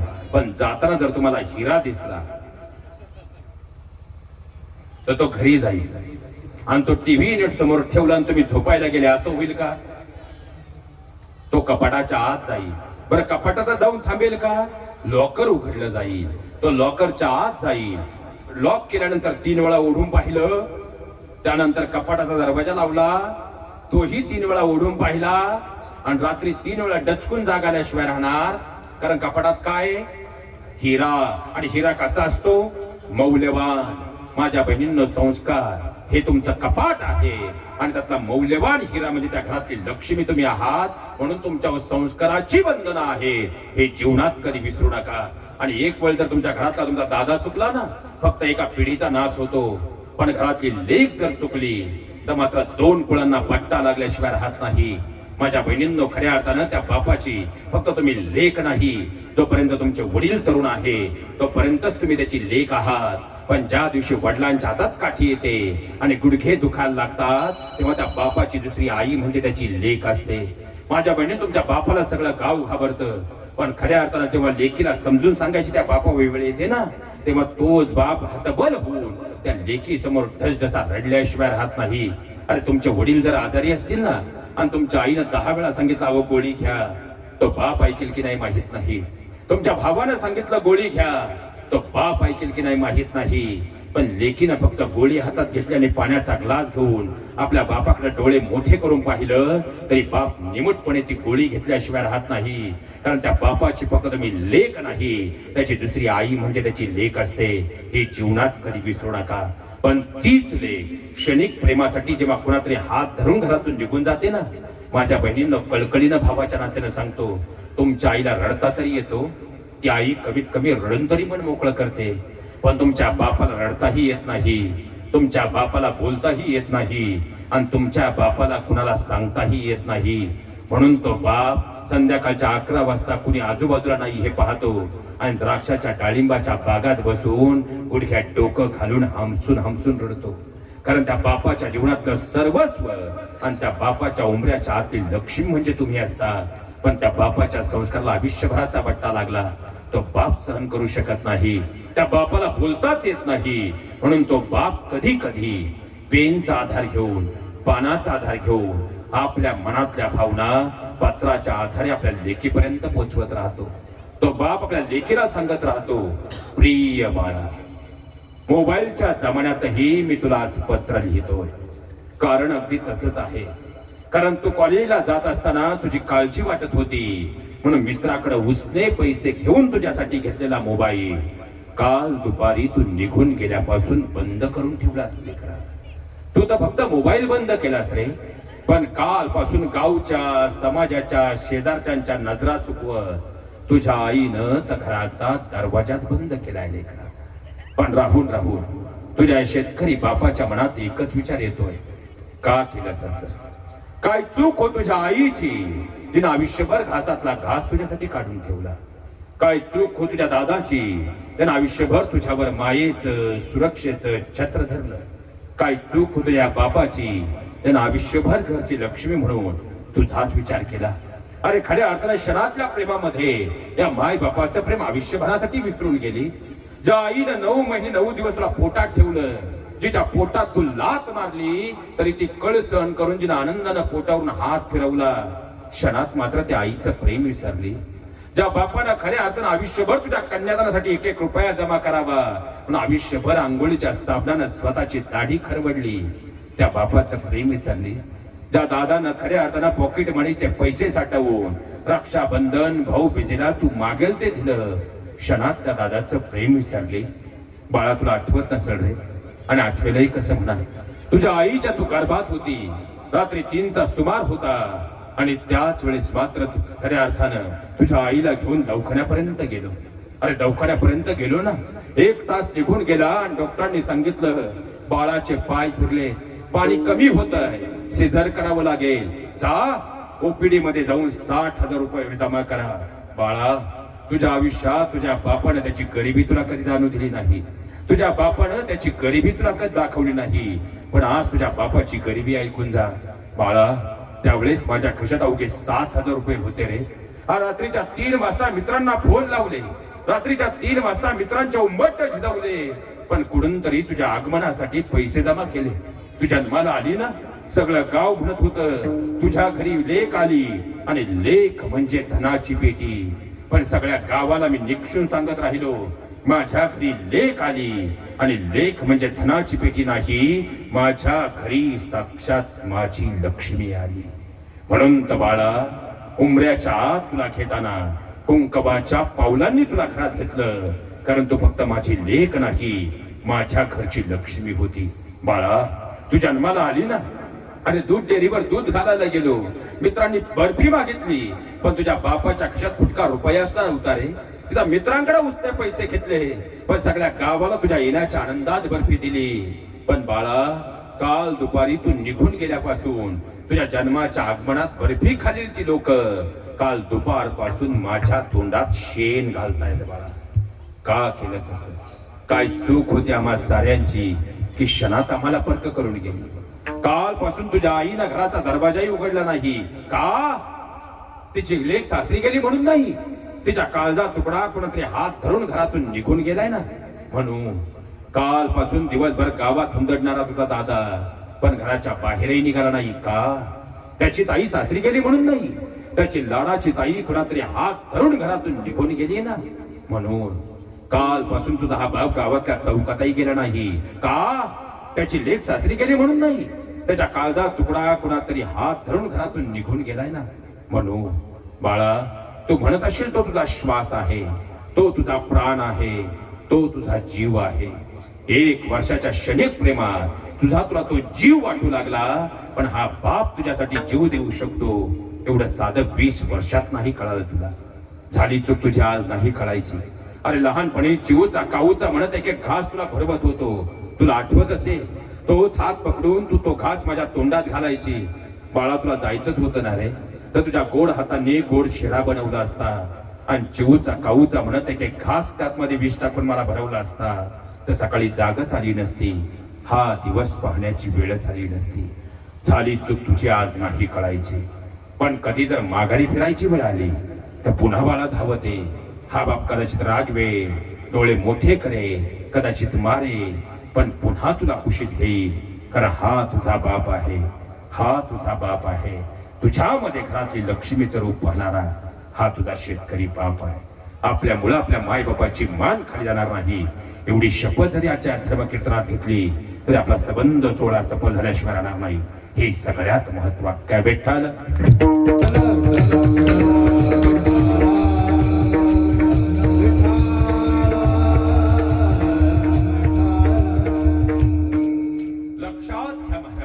खऱ्या अर्थात काय मागावं हे कळालं पाहिजे. आणि आजच्या अभंगात तुकोबारायांची मागणी की देवा मला द्यायचं असेल तर हे दान द्या की तुमचा विसर पडता कामा नाही. मग भामचंद्र डोंगरावर जगाच्या मालकानं विचारलं, मग आता जर माझा विसर पडला नाही तर काय कराल? अभंगाचं द्वितीय चरण जर पाहिला गेलं जगद्गुरु तुकोबाराय सांगतात, देवा मी तुमचे गुण गाई. कारण आता खऱ्या अर्थाने ज्या प्रपंचात तल्लीन होत तो नश्वर आहे आणि साध्य करायचे तो भगवान परमात्मा ईश्वर आहे. आणि खऱ्या अर्थानं आता हे मला उमगलं आहे, तुमचे गुण गाण्यातच धन्यता आहे. पण आता प्रश्न असा निर्माण होतो की खऱ्या अर्थानं नश्वर देहाचं साध्य जगाचा मालक ईश्वर आहे. मग आता त्या ईश्वराला खऱ्या अर्थानं आपलंसं करण्यासाठी काय हवं? कारण ज्ञान अनेकांकडे होतं महाराज. कारण प्रभू रामचंद्रांचा जो विजय आहे त्या विजयासाठी जो यज्ञाला पुरोहित बसला होता तो रावण होता. म्हणजे ज्ञानानं परिपूर्ण असणारा रावण होता. पण तरीही जगाच्या मालकांना उतारकारी घेऊन त्याचा वध केला. खऱ्या अर्थानं सोबतचा मित्र म्हणजे अर्जुन, पण जेव्हा विश्वरूप दर्शन पाहण्याची वेळ आली तेव्हा वाटतं जगाच्या मालकानं पहिल्यांदा ते दिव्य तेज बहाल केलं, तेव्हा अर्जुनानं मात्र जगाच्या मालकाचं विश्वरूप दर्शन घेतलं. पण तोच कुठेही न सामावणारा जगाचा मालक संत सावता महाराजांनी आपल्या अंतकरणामध्ये सामावून घेतला. नव्हे तर खऱ्या अर्थाने जर पाहिला गेलं तर हनुमंतरायांच्या अंतकरणामध्ये तो साठवलेला होता. आणि तिथून ज्या परंपरेत आली ती आपली संत परंपरा आहे. आणि खऱ्या अर्थानं मग त्यासाठी हवं काय तर म्हणजे नम्रता. कारण तुमच्याकडे ज्ञान किती आहे याला अध्यात्मशास्त्रात महत्व नाही, तुमच्याकडे नम्रता किती आहे याला अध्यात्मशास्त्रात अनन्यसाधारण महात्म्य आहे. कारण भक्तात जर अहंकार आला त्यातून चांगदेव जन्म घेतो, पण भक्तात जर नम्रता आली त्यातून ज्ञानोबारायांचा जन्म होतो. भक्तात जर अहंकार आला त्यातून मंबाची जन्म घेतो, पण भक्तात जर नम्रता आली त्यातून तुकोबारायांचा जन्म होतो. भक्तात जर अहंकार आला त्यातून अफजल खान जन्म घेतो, पण भक्तात जर नम्रता आली त्यातून तान्हा शिवाचा जन्म होतो. बंगल्यात अहंकार आला तर बंगल्याचंही स्मशान होतं, आणि झोपडीत जर नम्रता आली तर झोपडीचंही मंदिर होतं. आणि त्या नम्रतेचा कळस ब्रह्मांडात जर कोण असेल ते म्हणजे हनुमंतराय विठ्ठल.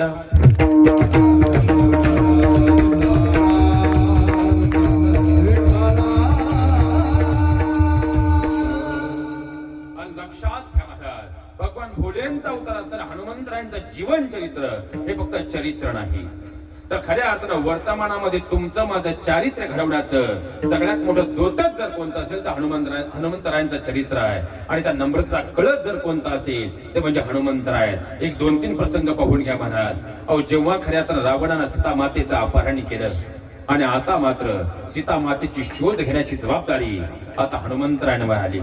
आणि त्यावेळेस मातंग ऋषींनी, कारण जसं बालकृष्णांच्या बाळ लीला आहेत तशा हनुमंतरायांच्या फार गोड बाळ लीला आहेत महाराज. जन्माला आल्याबरोबर सूर्यग्रहण करायला निघाला तो गडी सोपा असेल का? आणि म्हणून तर खऱ्या अर्थानं मातंग ऋषींनी त्यांना शाप दिला होता की या सगळ्या खऱ्या अर्थानं तुझ्यामध्ये जी शक्ती आहे ती विसरली जाईल, पण जेव्हा कोणी आठव करून देईल तेव्हा मात्र पुन्हा आठव होईल. आणि खऱ्या अर्थानं नल नील जामवंत आणि जामवंत बाबांनी आता खऱ्या हनुमंतरायांना हे आठव करून दिला. कारण जामवंत बाबांनी सांगितलं, हनुमंता आता सीता मातेचा शोध घेण्यासाठी जायचंय. हनुमंतराय म्हणजे बाबा हे काय मला जमण्यासारखं नाही. ते म्हणजे तुझ्या अंतरीचा शोध तुला नाही म्हणून तू असं म्हणतोय. आणि लक्षात घ्या, माझ्या सगळ्या तरुण मित्रांनो सांगतो, हे माझ्याच्यानं होणार नाही, हे मला जमणार नाही, हे माझ्याकडून होईल का, हा सगळ्याच्या सगळा बाह्य रंगाचा भ्रम आहे. ज्या दिवशी तुमच्यातल्या स्वतः शोध तुम्हाला लागला, उद्याच्या अंबानीही तुम्ही आहात आणि उद्याचे वॉरेन बफेही तुम्ही आहात, हे जीवनात कधी विसरू नका. खऱ्या अर्थानं आता जसा स्वतः शोध म्हणजे मातंग ऋषीने दिलेला शाप, आणि आता मात्र जामवंत बाबांनी जेव्हा आठव करून दिली, वाल्मिकी रामायण असं सांगतं, जेव्हा हनुमंतराने उड्डाण केलं तेव्हा तो पूर्ण पर्वत पातळात गेला. आणि खऱ्या अर्थानं आता मात्र हनुमंतराने सीतामातेचा शोध घेण्यासाठी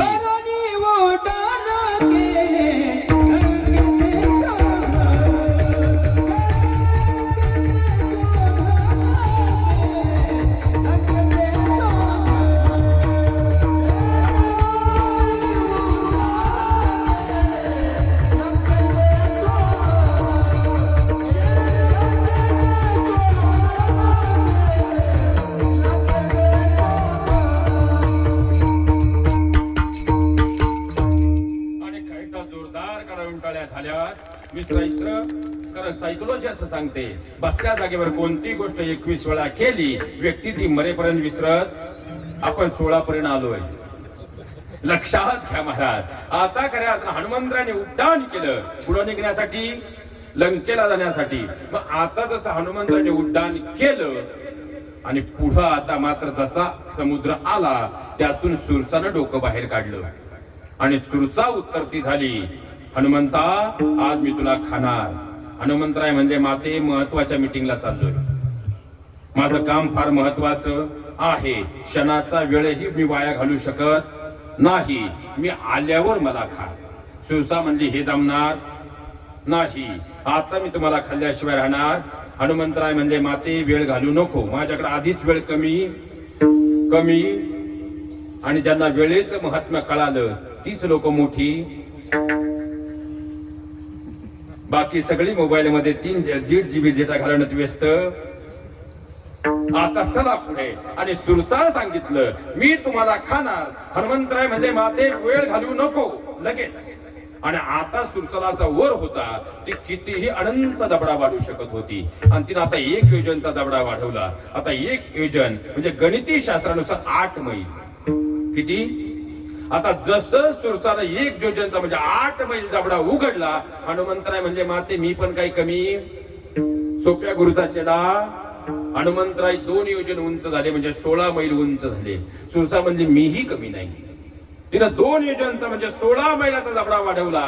हनुमंतराय म्हणजे काळजीच करायची नाही माते. आता खऱ्या अर्थानं हनुमंतराय 32 योजन म्हणजे 4 योजन, 32 मैल म्हणजे 4 योजन आता उंच झाले. सुरसा म्हणजे मी कमी, माझ्याकडे सुद्धा आता वेळ. आणि तिचा अहंकार जागा झाला आणि तिला 32 योजनचा जबडा वाढवला. किती? आता महिलाचा हिशोब घरी गेल्यावर करा. आणि जसा 32 योजनचा जबडा वाढवला, हनुमंतराय म्हणजे ओके मी काय कमी. आता हनुमंतराय 38 योजन उंच झाले. सुरसा म्हणजे मीही कमी नाही. सुरसानं 42 योजनचा जबडा वाढवला. हनुमंतराय म्हणजे माते ओके. हनुमंतराय 46 योजन उंच झाले. आता म्हटली एवढा वेळ घालवायचा नाही. आणि सुरसानं आता 62 योजनचा जबडा वाढवला. किती? आणि हनुमंतराय म्हणले आता खऱ्या अर्थानं जिथं ताकद लावून उपयोग, तसे हनुमंतराय एकदम छोटे झाले आणि वायू वेगानं सुरसाच्या जबड्यात गेले. जिभेवर गदा टेकवली, परत बाहेर आले. म्हणले माते तू मला खाणार होती, तुझ्या जिभेपर्यंत आलो, तुझाही मान राखला, माझाही मान राखला, आता मला जाऊ दे. आणि सुरसानं मार्ग मोकळा करून 7 आणि 8 लाख रुपये खर्च करून रामायण कथा ऐकतो आपण. किती? मग मला सांगा, एवढ्या वेळा ऐकलो आपण, शिकलो काय?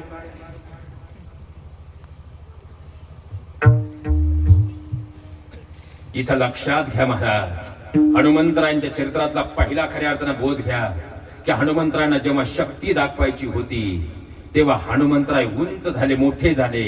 पण जेव्हा बुद्धी दाखवायची होती हनुमंतराय छोटे झाले. आणि आता आजूबाजूला नीट निरखून पहा, खऱ्या अर्थानं जी लोक खरंच पदानं मानानं संपत्तीनं मोठी आहेत ती नेहमी स्वतःला छोट समजतात. आणि ज्यांच्याकडे काहीच नाही, बड्या बड्या बाता, बँकेच्या खातं विठ्ठल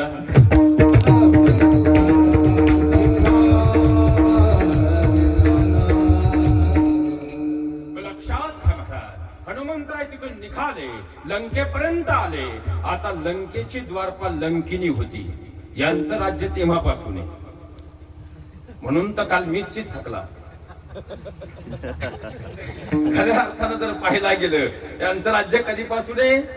तेव्हापासून आहे. आता ज्याच्या पायाखाली सगळे ग्रह आहे त्याच्या लंकेची द्वारपाल कोण होती? लंकिनी.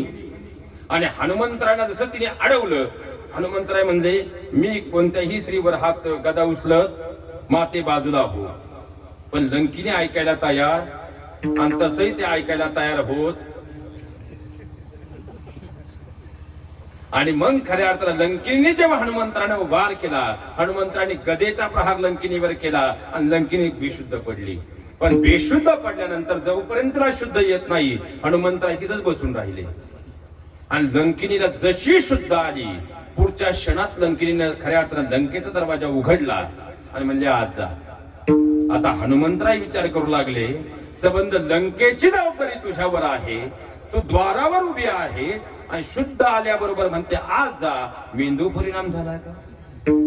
मार जोरात लागल्यामुळे लंकिनी म्हणली आम्हाला खऱ्या अर्थानं जेव्हा ब्रह्मदेवाने रावणाला वर दिला ना, इथूनच बाहेर पडताना माझ्या जवळ येऊन मला सांगितलं होतं, जेव्हा कुणाच्या वानराच्या खऱ्या अर्थानं ताकदीसमोर तू बेशुद्ध पडशील तेव्हा तूही समजून जा रावणाचा वध जवळ आलाय. त्याची जाणीव झाली, आपण आज जावं. आता छोटेसे असणारे हनुमंतराय आतमध्ये गेले तसे अशोकवनात गेले. मध्ये बरेच प्रसंग घडले ते आपण ऐकलेले आहेत. आणि झाडावर जाऊन बसले.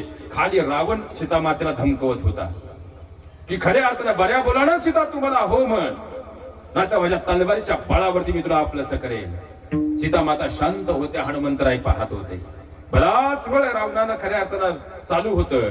शेवटी रावणानं खऱ्या अर्थानं आपली तलवार म्यान केली आणि झपझप पावलं टाकत तो आत निघून गेला. आणि जसा रावण आत गेला, हनुमंतरांनी वरून एक अंगठी सोडली, जी कुणाची होती?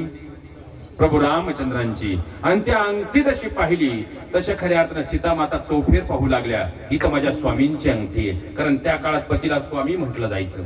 काय महेश पाणी भर, ते आता आलं. राहुल दळण घेऊन ये, ते आता आलं. आणि स्वामी खऱ्या अर्थानं हा शब्द जर कळाला असता, मला वाटतं महाराष्ट्रात घटस्फोट नावाचा अर्थ शब्द राहिला. कारण स्वामी शब्दाचा अर्थ आहे स्वहा, म्हणजे स्वाहा करणं, आणि मी म्हणजे अंतकरणातला मीपणा.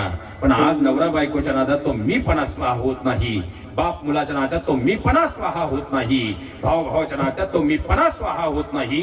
म्हणून प्रकरण खऱ्या अर्थानं विसंवादाकडे आहे, ते आम्ही लक्षात घ्यायला हवं. आणि आता मात्र खऱ्या अर्थानं सीतामाता जशा शोधू लागल्या तशा हनुमंतराय समोर येऊन उभे ठाकले. आणि हनुमंतरायांनी एक वेळ सीतामातेकडे पाहिलं, चरणात दंडवत घातला. आणि हनुमंतरायांकडे पहा, सीतामातेने विचारलं तुम्ही कोण आहात?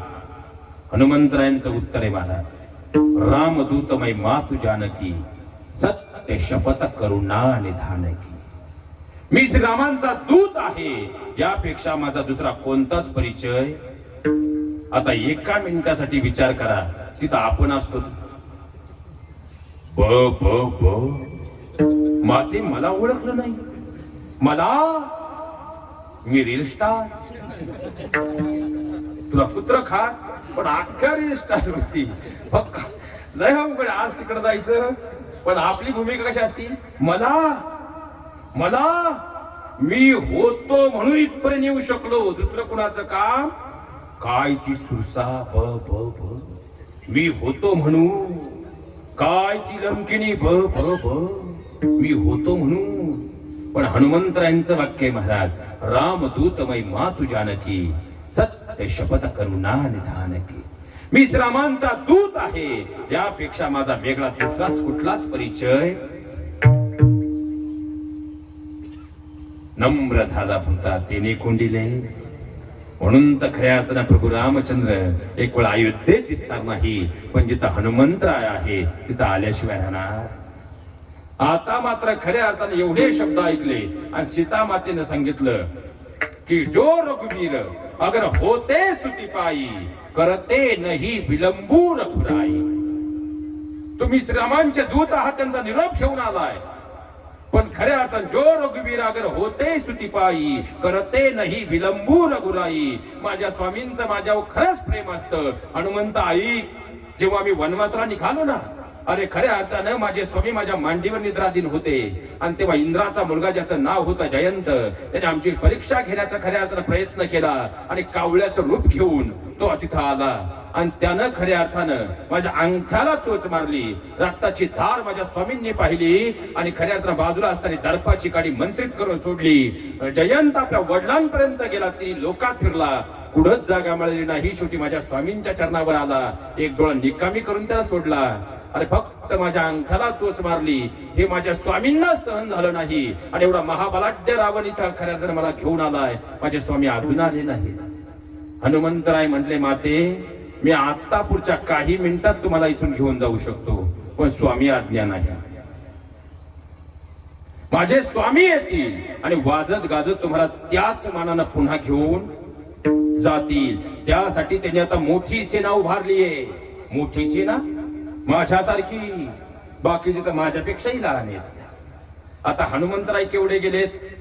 छोटे.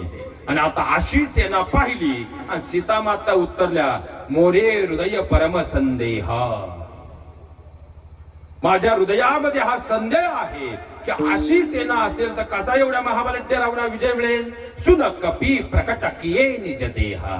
एवढं वाक्य ऐकलं आणि पुढच्या क्षणात आपलं महाकाय रूप हनुमंतरांनी सीता मातेला दाखवलं. अनेक वेळा कथा ऐकली, पात्र रंगवली, शिकलो काय?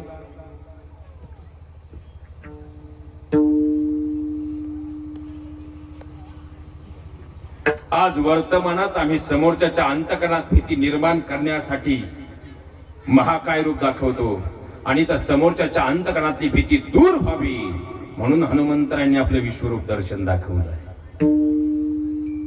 लक्षात घ्या महाराज, खऱ्या अर्थानं प्रत्येक प्रसंगामध्ये हनुमंतरायांच्या अशी काही जगण्याची उर्मी आणि ऊर्जा आहे, ती अंतकरणात जर रुजवली, कारण विमानात बसायला आपण तयार नाही आणि प्रपंचातून परमार्थ करायचा असेल तर ही सूत्र आपल्या अंतकरणात रुजवणं काळाची गरज आहे. आणि आता खऱ्या अर्थानं हनुमंतरायांची भेट झाली, मग हनुमंतरांनी माघारी जायचं. राजनैतिक कौटिल्य खऱ्या अर्थानं पाहिला गेलं तर ते शास्त्र खऱ्या अर्थानं हनुमंतरायांचं समजून घ्या. सायकोलॉजी विषय आता आला, पण मानसशास्त्राचं वास्तवातले खऱ्या अर्थानं जनक जर कोण असतील ते हनुमंतराय. हनुमंतराय म्हणजे, माते आता मी निघतो पण भूक लागली. मग माता म्हटली, आता थोडीशी फळं खा. आता फळच खायची, ते एक फळ खायचे आणि एक झाड उपटायचे. आता ही बातमी जशी रावणापर्यंत गेली, रावणाचे सैन्य धावत आलं. हनुमंतरायांच्या शेपटीचा एकच वार झाला, सगळे सफळ झाले. मग आता रावणाचा मुलगा मेघनाद म्हणजे इंद्रजित त्या ठिकाणी ब्रह्मास्त्र घेऊन आला आणि जसं हनुमंतरायांनी पाहिलं, हनुमंतराय शांत झाले आणि मनोमन विचार करू लागले. ब्रह्मास्त्राची शक्ती मी क्षणात नष्ट करू शकतो, हे सामर्थ्य माझ्यात आहे. पण जर ते सामर्थ्य मी वापरलं आणि ब्रह्मास्त्राची शक्ती नष्ट केली तर उद्या ब्रह्मास्त्राची किंमत शून्य होईल. म्हणून हनुमंतराय शांत उभे राहिले आणि स्वतःला बंदिवान करून घेतलं. प्रसंग अनेक वेळा ऐकला महाराज. शिकलो काय? आपल्याला फक्त संधी हवी असते, समोरच्याच्या खऱ्या अर्थानं मानकुटी उभं राहून आपलं श्रेष्ठत्व दाखवण्याची. पण मोठी माणसं तीच असतात जी खऱ्या अर्थानं समोरच्याच्या मोठेपणासाठी स्वतःला कधी कधी कमीपणा देतात आणि म्हणूनच ती ब्रह्मांडात श्रेष्ठ ठरतात. हे सगळ्यात मोठं वास्तव, सगळ्यात मोठं. आता जसं खऱ्या अर्थानं हनुमंतरांना रावणासमोर उभं केलं, हनुमंतरायांकडे रावणानं पाहिलं आणि रावण उत्तर झाला, अरे खऱ्या अर्थानं इथं कशी झाडं का उपटली? वानर सभा भूक लागली, फळं खायची होती, फळं खऱ्या अर्थानं मध्ये मध्ये झाडं उपटली. मग माझ्या सैन्याला का मारलं? ते मला मारत होते, हिशोब बरोबर करायचा होता, मी त्यांना मारलो. आणि मग मात्र खऱ्या अर्थाने एक वेळ रावणाकडे पाहिला. हनुमंतराय उत्तर आले, रावणा तुला एक सांगू, तू खरंच ज्ञानी आहेस, तू खरंच ज्ञानी आहेस, फक्त खऱ्या अर्थानं अंतकरण शुद्ध कर. आणि रावण गदगदा हसायला लागला, वानर मला शिकवणार. आणि रावण उत्तरला, अरे वानरा, तुला माहितीये याचे परिणाम काय होतील? हनुमंतराय म्हणले, रामराज्यात सत्कार होतो. रावण म्हणला, आमच्याकडे मृत्युंड मिळतो. आणि हनुमंतराय उत्तरले, माझं सांगायचं काम होतं, तुला सांगितलं. आमची परंपराच अशी, दिये से दिये लगाता चलो. आणि त्याच वेळी खऱ्या अर्थानं आता मात्र रावणाला तो राग असह्य झाला. आणि रावण जसा उठला, म्हटलं बंदिवान करा. आणि मग रावणाने एक वेळ समोर पाहिलं हनुमंतरायांकडे, हनुमंतराने रावणाकडे पाहिलं. आणि आता रावणानं आपल्या पायाखाली असणारी मृत्यू शक्तीला आमंत्रण दिलं. आता मात्र हनुमंतरांच्या बाजूला मृत्यू उभी, मृत्यू निकट आई कलतो है. आता बाजूला जर मृत्यू आहे तर बाजूच्याने विचारलं, हनुमंतराय तुम्हाला भीती वाटत नाही का? तुमच्या बाजूला मृत्यू उभा आहे. आणि रावणानं पाहिलं, पहा बाजूला कोण आहे? हनुमंतराय मोठमोठ्यानं हसायला लागले. आणि एकदा जर समोरच्यानं खऱ्या अर्थानं काही बोललो, एखादा तुम्हाला वाईट बोलला आणि तुम्ही त्याच्याकडे पाहून हसले, त्याचे 3 दिवस खराब गेल्याशिवाय राहत. खरंय का खोटंय? आता मात्र रावणाला चैन पडेना. रावणाने विचारलं, का असतो? हनुमंतराय म्हणले, माझ्या बाजूला मृत्यू उभा आहे, तो मला दिसतोय, पण तो मला हळूच म्हणतोय का याला आत्ताच न्यायचंय का थांबायचंय? मी म्हणलं थांब जरा. आणि मग संतापलेल्या रावणानं मात्र त्या ठिकाणी हनुमंतरांना बंदी करण्याचा आदेश दिला. आणि मला खऱ्या अर्थाने मूळ भाग सांगायचा आहे की हनुमंतरायांनी त्याच ठिकाणी खऱ्या अर्थानं आपली चुणूक दाखवली. नवी नवी तर सगळी लंकाच निम्मी जाळून टाकली. प्रभू रामचंद्र येण्याच्या अगोदर पहिला धक्का, पण मला इथं महत्वाचं वाक्य मूळ सांगायचं. जेव्हा हनुमंतराय मागाले ना महाराज, आता सकाळची वेळ होती आणि त्याच वेळी जामवंत बाबा धावत धावत आले. आणि मग त्या ठिकाणी प्रभू रामचंद्रांना सांगितलं, खऱ्या अर्थानं स्वामी, अहो हनुमंतराय पहाटे आले, सीता मातेला निरोप देऊन आले, सगळं काम पूर्ण केलं. प्रभू रामचंद्र धावत धावत हनुमंतरायांच्या जवळ आले, हनुमंतरायांचे खांदे पकडले. वा, सगळं काम ओके, सगळं व्यवस्थित झालं. हनुमंतराय म्हणले, देवा मी काय नाही केलं. प्रभू रामचंद्र पुन्हा खऱ्या अर्थानं आले. आणि मग जामवंत बाबांना विचारलं, अहो का हनुमंता म्हणतोय मी काहीच नाही केलं. मग त्या ठिकाणी जामवंत बाबा म्हणले, देवा खरं सांगतो, तुमच्याशी मी कधी खोटं बोलत, हे सगळं हनुमंतरायांनीच केलंय. प्रभू रामचंद्र पुन्हा हनुमंतरायांकडे आले आणि हनुमंतरायांना म्हणले, हनुमंता खोटं बोलतो, सगळं तूच केलंय. हनुमंतराय म्हणजे, देवा किती वेळा सांगू, मी काहीच नाही केलं. परत जगाचा मालक खऱ्या अर्थानं जामवंत बाबांकडे आले, अहो हनुमंता म्हणतोय मी काहीच नाही केलं. आणि मग जामवंत बाबा म्हणले, देवा हात जोडतो, हे सगळं हनुमंतरायांनी केलं. प्रभू रामचंद्र पुन्हा हनुमंतरायांकडे आले. तो खऱ्या अर्थानं जामवंत बाबा म्हणताय सगळं तुम्हीच केलंय. हनुमंतराय म्हणले, देवा आता काय करू, मी तुम्हाला खरं सांगतो, मी काहीच नाही केलं. पण थोडेसे प्रभू रामचंद्र संतापल्याने म्हणले, अरे तिकडे जामवंत बाबा म्हणतोय मी काहीच नाही केलं, तू म्हणतो मी काहीच नाही केलं, मग सगळं काय हे मी केलं? आणि हनुमंतराय हसत हसत म्हणले, देवा जवळजवळ 2.5 तास तुम्हाला हे सगळं जेच सांगतोय, हे सगळं तुम्हीच केलं. हा नम्रतेचा भाव जर अंतकरणात आला, जगाचा मालक अंतकरणात आल्याशिवाय राहत. समर्पयामी. आणि आपलं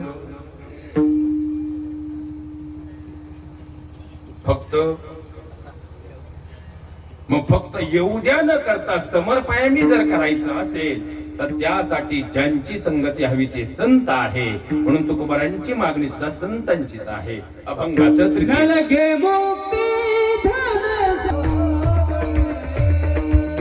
एकदा जोरदार गडावंटाळ्या जाऊ द्या.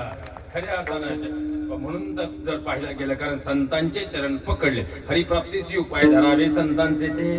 आणि त्या संत संगतीचं सुख जर या मृत्यू लोकामध्ये मिळालं तर जगाचा मालक स्वतःहून आल्याशिवाय राहत. कारण जिथं हनुमंतरायांचा आशीर्वाद आहे तिथं प्रभू रामचंद्र आल्याशिवाय राहत नाही. एकदा प्रेमानं भजन करूया.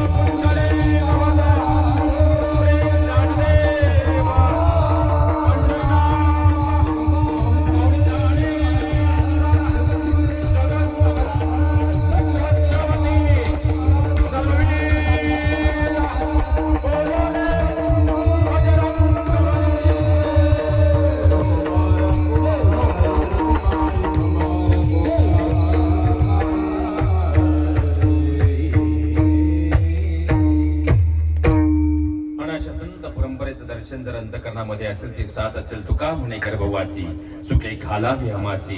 खऱ्या अर्थानं हिंदू धर्माची तेजस्वी आणि ओजस्वी गाथा आणि या गाथेचा खऱ्या अर्थानं मुहूर्तमेढ ज्यांनी रवली ती दास्यत्व भक्तीचा जो आविष्कार खऱ्या अर्थानं या ब्रह्मांडाला त्या नम्रतेच्या कवचकुंडलामधून दिला ते म्हणजे भगवान परमात्मा हनुमंतराया आहे. आणि खऱ्या अर्थानं तो वसा आणि वारसा आपल्या या धन्यांमधून वाहतो. कारण त्या परंपरेचा संस्कार ज्या अंतकरणामध्ये आहे, आपण ज्या मातीतून येतो ती शिवराय आणि शंभूराजांची माती आहे. कारण ज्या मातीमध्ये कसं जगावं हे शिकवणारे शिवराय घडले. आणि खऱ्या अर्थानं जर जगून झाल्यानंतरही मृत्यूचाही सोहळा धर्मासाठी कसा करावा हे सांगणाऱ्या शंभूराजांचे आपण वारसदार आहोत. कारण खऱ्या अर्थानं जर पाहिला गेलं 750 वर्षाचा जुलमी अंधकार होता, पण या अंधकाराला हटवण्याचं धाडस शिवरायांनी केलं, त्याचे आपण वारसदार आहोत. या मातीमध्ये खऱ्या अर्थानं मृत्यूला घाबरणारा प्रत्येक जीव आहे, पण मृत्यूचाही सोहळा करता यावं हे सांगण्याचं सामर्थ्य आणि ते सहन करण्याचं सामर्थ्य ज्या स्वाभिमानाच्या तेजकुंजामध्ये होतं ते नाव म्हणजे धर्मवीर संभाजीराजे. कारण माझ्या राजानं मृत्यूचा सोहळा धर्मासाठी केला. त्या भगव्याच्या अस्मितेसाठी माझा राजा हसत हसत खऱ्या अर्थानं 40 दिवस यातना सहन करत राहिला. वाकला नाही, झुकला नाही त्या भगव्याच्या अस्मितेसाठी. मालोजी कोसत आणि संभाज शेरवंद झाला. पाहता पाहता औरंगजेबाच्या सामने संभाजीराजांना अन्याय आलं आणि त्याच वेळी आज ते कदम आलमगीर औरंगजेब आपल्या सिंहासनावरून उठला. हे चित्र पाहिलं आणि बसून गरजला संभाज आलमगीर औरंगजेब के सामने. आणि उचलला कवी कलश राजा झुकेंगे नहीं, झुकाएंगे खाबो. आणि बसून पुन्हा शा शा एकदम चुप याद रख अल्लाह ताला का गिरफ्त आणि त्याच वेळी मागून आवाज आला सबूर असद सबूर हमें बहुत पूछना है इससे. आणि त्याच वेळी आज ते कदम आलमगीर औरंगजेब आपल्या सिंहासनावर उठला. संभाजीराजांच्या समोर आला. रक्ताळलेला संभाजी निहाळला आणि उत्तरता झाला 9 बरस का था, 9 बरस का था, तब मिला था मैं आगरा में, तब पूछा था मैं इस संभा से क्यों रे संभा तुम्हें हमारा डर नहीं लगता. तब कहा था इस संभा ने अरे हमें किसी का डर नहीं लगता बल्कि हमारी वजह से सबको डर लगता. सच कहा था काफिर ने, सच कहा था. आज तक हमें धंधा करा था, लेकिन अब नहीं काय में हो हमारे. आणि त्याच वेळी साकलनं कांजऱ्यात जखडलेल्या माझ्या राजाकडे औरंगजेबाची नजर गेली. त्या डोळ्यातली स्वाभिमानाची आग पाहिली आणि संतापला औरंगजेब संभा आंखें नीचे नीचे काय पे हो हमारे. आज रहमत करेंगे तुम पे. 2 सवाल पूछे जाएंगे तुझे, यही 2 सवाल तय करेंगे. बात का मंजर देखेगा तो क्या हो गया हासिरिया. आणि औरंगजेबाने पहिला सवाल केला. औरंगजेबाचा सवाल होता संभाल लाखों के भास्ती हमारे चल मरते मर्राटे नाले पाए दखन. क्यों तू आया बरहनपुरा, तू आया औरंगाबाद, तू आया सूरत लूट के लगे खजाना बता खजाना. अरे हिंदुस्तानचा खजाना इथला मातीचा कण ना कण मानतो आम्ही सोनं. तू कळलास हिंदुस्तान, तू कळलीस तू, पण आम्ही होणार नाही भिकारी, मागणार नाही तुझ्यासारख्याला बोलावून हिंदुस्तान भीक देतो. आजपर्यंत अब्दाली पासूनचा इतिहास आहे आमचा. आणि संतापला औरंगजेब संभाल वाली बात करते हो हमारे सामने, याद रख कैद हो हमारे खुदा के मेहरबानी हो गए. आणि त्याच वेळी त्या खुदाचे आभार मानायला आले औरंगजेब गुडघ्यावर आला. हे चित्र पाहिलं आणि राजांची नजर कवी कलशाकडे गेली. कवीजी अनेक प्रसंग येताना आम्ही पाहिलं तुमच्या खऱ्या अर्थानं त्या स्वराला काव्याची जोड असते. पण आज प्रसंग एवढा बाका आणि तुमचं काव्य शांत म्हणावं, काय म्हणावं तुम्हाला. आणि कवी कलश पाहत राहिला. अरे मृत्यूच्या गोटात औरंगजेबाच्या दरबारात मृत्यू समोर नाचतोय आणि हा राजा म्हणतोय सुचते का एखादी कविता. इथं ही काय कविता ऐकायची वेळ आहे.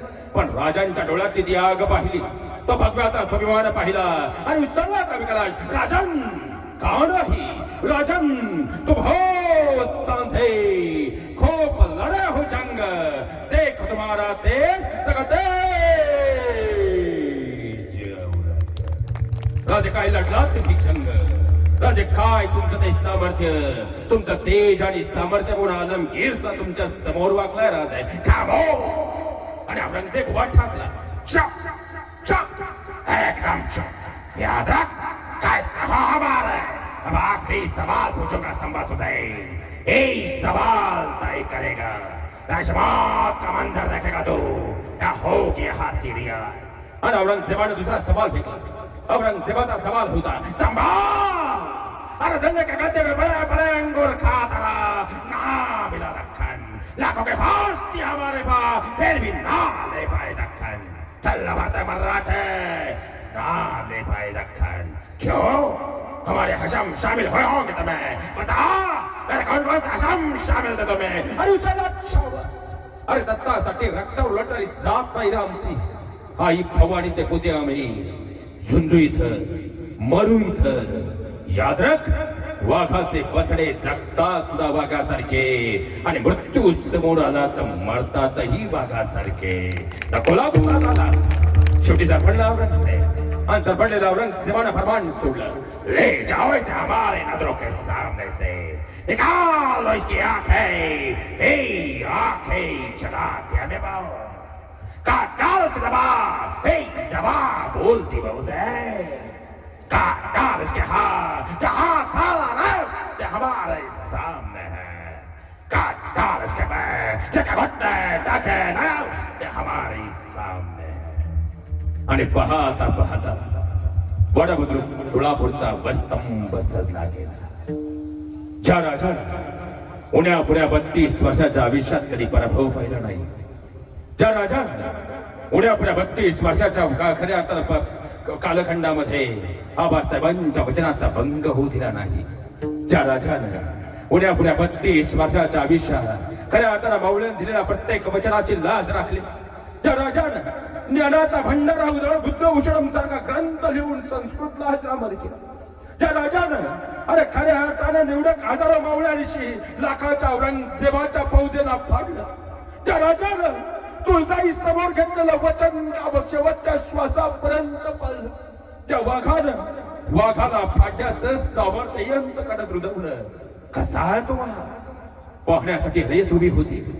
आणि ज्या राजानं आजपर्यंत पराभव कधी पाहिला नाही, तो राजा मात्र आता विदूषकी वेशामध्ये कांदण्या साकळण्यात जखडून त्या वाघाची पावलं मात्र आता वडबुद्रुक तुळापूरच्या वस्तंभाकडे पडत होती. सजेचा अंमल सुरू व्हायचा होता, कारण खऱ्या अर्थानं आता वेळेची मर्यादा होती. आणि पाहता पाहता सजेचा पहिला अंमल सुरू होणार होता. सजा होती डोळे काढायची, दोन हापसी लाल बुंद तप्त सल्या धुरांच्या रेषा हवेत सोडणाऱ्या. बाजूला निखारा वालव होता, त्या निखाऱ्यावरती दोनही सळ्या हा गोकत होत्या. दुराचे लेट हवेत पसरत होते आणि बाजूला असणाऱ्या दोनही हशमंडे बाजूला असणाऱ्या चिंध्या उचलल्या, त्या सळ्या घेतल्या, राजांकडे निघाले. आणि पाहता पाहता सह्याद्री स्तब्ध झाला. ज्या डोळ्यांनी आजपर्यंत घेतलं तुळजाईचं दर्शन, ज्या डोळ्यांनी आजपर्यंत केला माऊल्यांना इशारा, ज्या डोळ्यांनी घेतलं तर 2 वर्षाचा असताना आई साहेबांचं दर्शन, ज्या डोळ्यांनी आजपर्यंत घेतलेला प्रत्येक वचनाचा बांध पूर्ण केला, आणि ज्या डोळ्यांनी आबासाहेबांना शेवटच्या क्षणीही स्वराज्य कडकोट आबादित राखण्याचं वचन दिलं होतं, डोळे जाणार आता. आणि अखेरचे डोळे राजाने उघडले, पण त्याच डोळ्याचा स्वाभिमान पाहिला. आणि मग मात्र हशम आलेले पुढे त्या डोळ्यातली आग पाहिली, जागेवर सळ्या टाकल्या. संतापला औरंगजेब, आगे आगे जाना होगा तुम्हें. आणि पुन्हा खऱ्या अर्थाने दुसरे हशम पुढे आले, त्या सळ्या घेतल्या, राजेंद्र नजदीक आले, पाहता पाहता नजदीक आले. त्या डोळ्यांनी आजपर्यंत भगव्याची अस्मिता जपली, डोळे जाणार होता. दोन्ही हमसी वेगाने पुढे आले, राजेंद्र नजदीक आले. आमच्या बोटाला लागलं हात धरणारे आम्ही, अरे आमच्या पायाला लागलं तर पाय धरणारे आम्ही. माझ्या राजाच्या डोळ्यात आग ओकणाऱ्या तप्त सळ्या गेल्या. सळ्या फक्त गेल्या नाही, त्या सळ्या डोळ्यात फिरत राहिल्या. उग्र उग्र दर्प बाहेर पडत होता आणि बुबळ जळून खाक होऊन फक्त आणि फक्त त्या आक्रोशाचा सामना करत होत्या. विचार करायला वेळ नव्हता, कारण सध्या दुसरा अंमल आता सुरू व्हायचा होता. दुसरी सदा होती जबान छाटायची. पुढा दोन हफ्स तलवार सांशी घेऊन निघाले.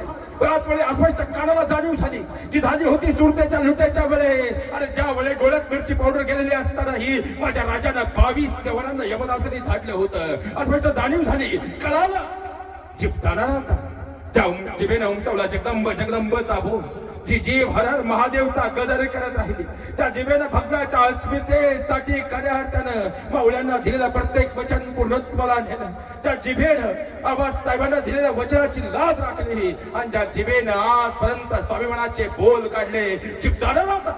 आणि त्याच वेळी राजांनी अखेरचा जगदंबाचा बोल मुखात घेतला आणि जबडा बंद झाला. आता हशमाने हर प्रकारे प्रयत्न सुरू झाले. बाजूला असताना लोखंडी खण घेतला. राजांच्या डोईवर वार झाल्या. पुण्या अंगावरती खऱ्या अर्थानं नाकातून कानातून रक्ताची धार लागली. राजा हा सिंदूर बाजूला हनुमंतरायासारखा लाल झाला, पण जबडा उघडला नाही. कोणीतरी बाजूला असताना भाला घेतला. भाला पाठीवर ओरकडत निघाला. मांसाचे लगदे पडू लागले. रक्ताची धार वाहू लागली. आशा होती जबडा उघडे. जबडा उघडला नाही. बाजूला असताना कोणीतरी तलवार घेतली. पाठमोऱ्या नंगा पाठीवर वार होत राहिले. मांसाचे लगदे पडत राहिले. आशा होती जबडा उघडेल. जबडा उघडला नाही. पुन्हा कोणीतरी बाजूचा खण घेतला. राजांच्या डोईवर वार होत राहिला. आशा होती जबडा उघडेल. उघडला नाही. अरे डोईवर लोखंडी खणाचा घाव झाला. आशा होती जबडा उघडेल. पाठीवर पाठमोरा खऱ्या अर्थानं तलवार उरखडत निघाली. मांसाचे गोळे पडत होते. आशा होती जबडा उघडे. जबडा उघडला नाही. भाला अंगावर उरखडत निघाला. मांसाचे गोळे पडू लागले. आशा होती जबडा उघडे. जबडा उघडला नाही. डोईवर लोखंडी खणाचे घाव होत राहिले. आशा होती जबडा उघडेल. जबडा उघडलाच नाही. उडे कसा वाघाचा जबडा, वाघाच्या तोंडात घालूया मोठी अवकात सांगणाऱ्या माझ्या शिवसूर्याचा पुत्र सचा संभाचा जबडा. उडे कसा. मग कोणीतरी युक्ती काढली.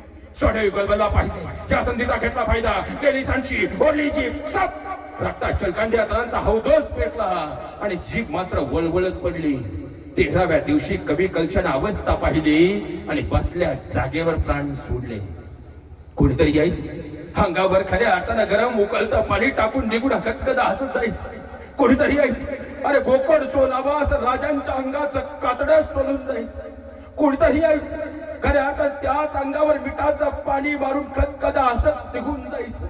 कोणीतरी यायचं. हातापायाच्या मांसाचे लगदे काढायचं. खिदळत खिदळत उतरत व्हायचं. आज हमारे पर, आज हमारे पर सजवडे जागे देंगे तुम्हें बादशाह. कोतकन हसून म्हणायचं आणि निघून जायचं. कोणीतरी यायचं. अंगावर थुकून जायचं. कोणीतरी यायचं. गुडघ्याच्या वाट्या फोडायचं. 1 2 3 4 दिवस नाही. तब्बल माझा राजा या भगव्याच्या अस्मितेसाठी 40 दिवस मरण यातना सहन करत राहिला. पण वाकला नाही, झुकला नाही, नमला नाही. शेवटी तो औरंगजेब सुद्धा म्हणत राहिला, सचमुच छावा है छावा शेर का. हमने आकर निकाल दी उसकी आंखें झुके नहीं हमारे सामने. हमने हाथ काट दिए उसके मगर हाथ हमारे सामने. हमने जबान काट दी उसके मगर आंखें तक रहे मांगे रहमत के बोलते हमारे सामने. हमने पाँव काट दे उसके मगर आंखें तक नहीं ताकि उसका घटने हमारे सामने. छावा है छावा शेर का. ऐसे खाली हात लाटला पडाका चाललाय. माझ्या संत धनाला ते भाग्य मिळू दिलं नाही. औरंगजेबाची कबर या मातीत गाडली, पण 33 कोटी देवांनीही माझ्या राजासाठी एक आसन तयार केलं. त्या राजाचे वारसदार आहोत आपण, आणि त्या स्मृतीला जोपासावं एवढी अपेक्षा या तृतीय वर्धापन दिनाच्या निमित्तानं आपल्या सर्वांसमोर करतो. तुका म्हणे गर्भवासी सुखे खालावी आमासी, मोक्ष मुक्ती धनसंपदा या गोष्टी येतील आणि जातील. परमात्माच्या चेहऱ्यावर लीन राहा. तो जगाचा मालक तुमच्या जवळ आल्याशिवाय राहणार नाही एवढी अपेक्षा ठिकाणी व्यक्त करतो. आदरणीय बाबूराव बाबांचं स्मरण करत या कुटुंबाचे ऋण व्यक्त करतो. बाबा आपल्या सर्वांच्या चेहऱ्यावर नतमस्तक होतो आणि खऱ्या अर्थानं माझ्या वाणीला पूर्ण विराम देतो.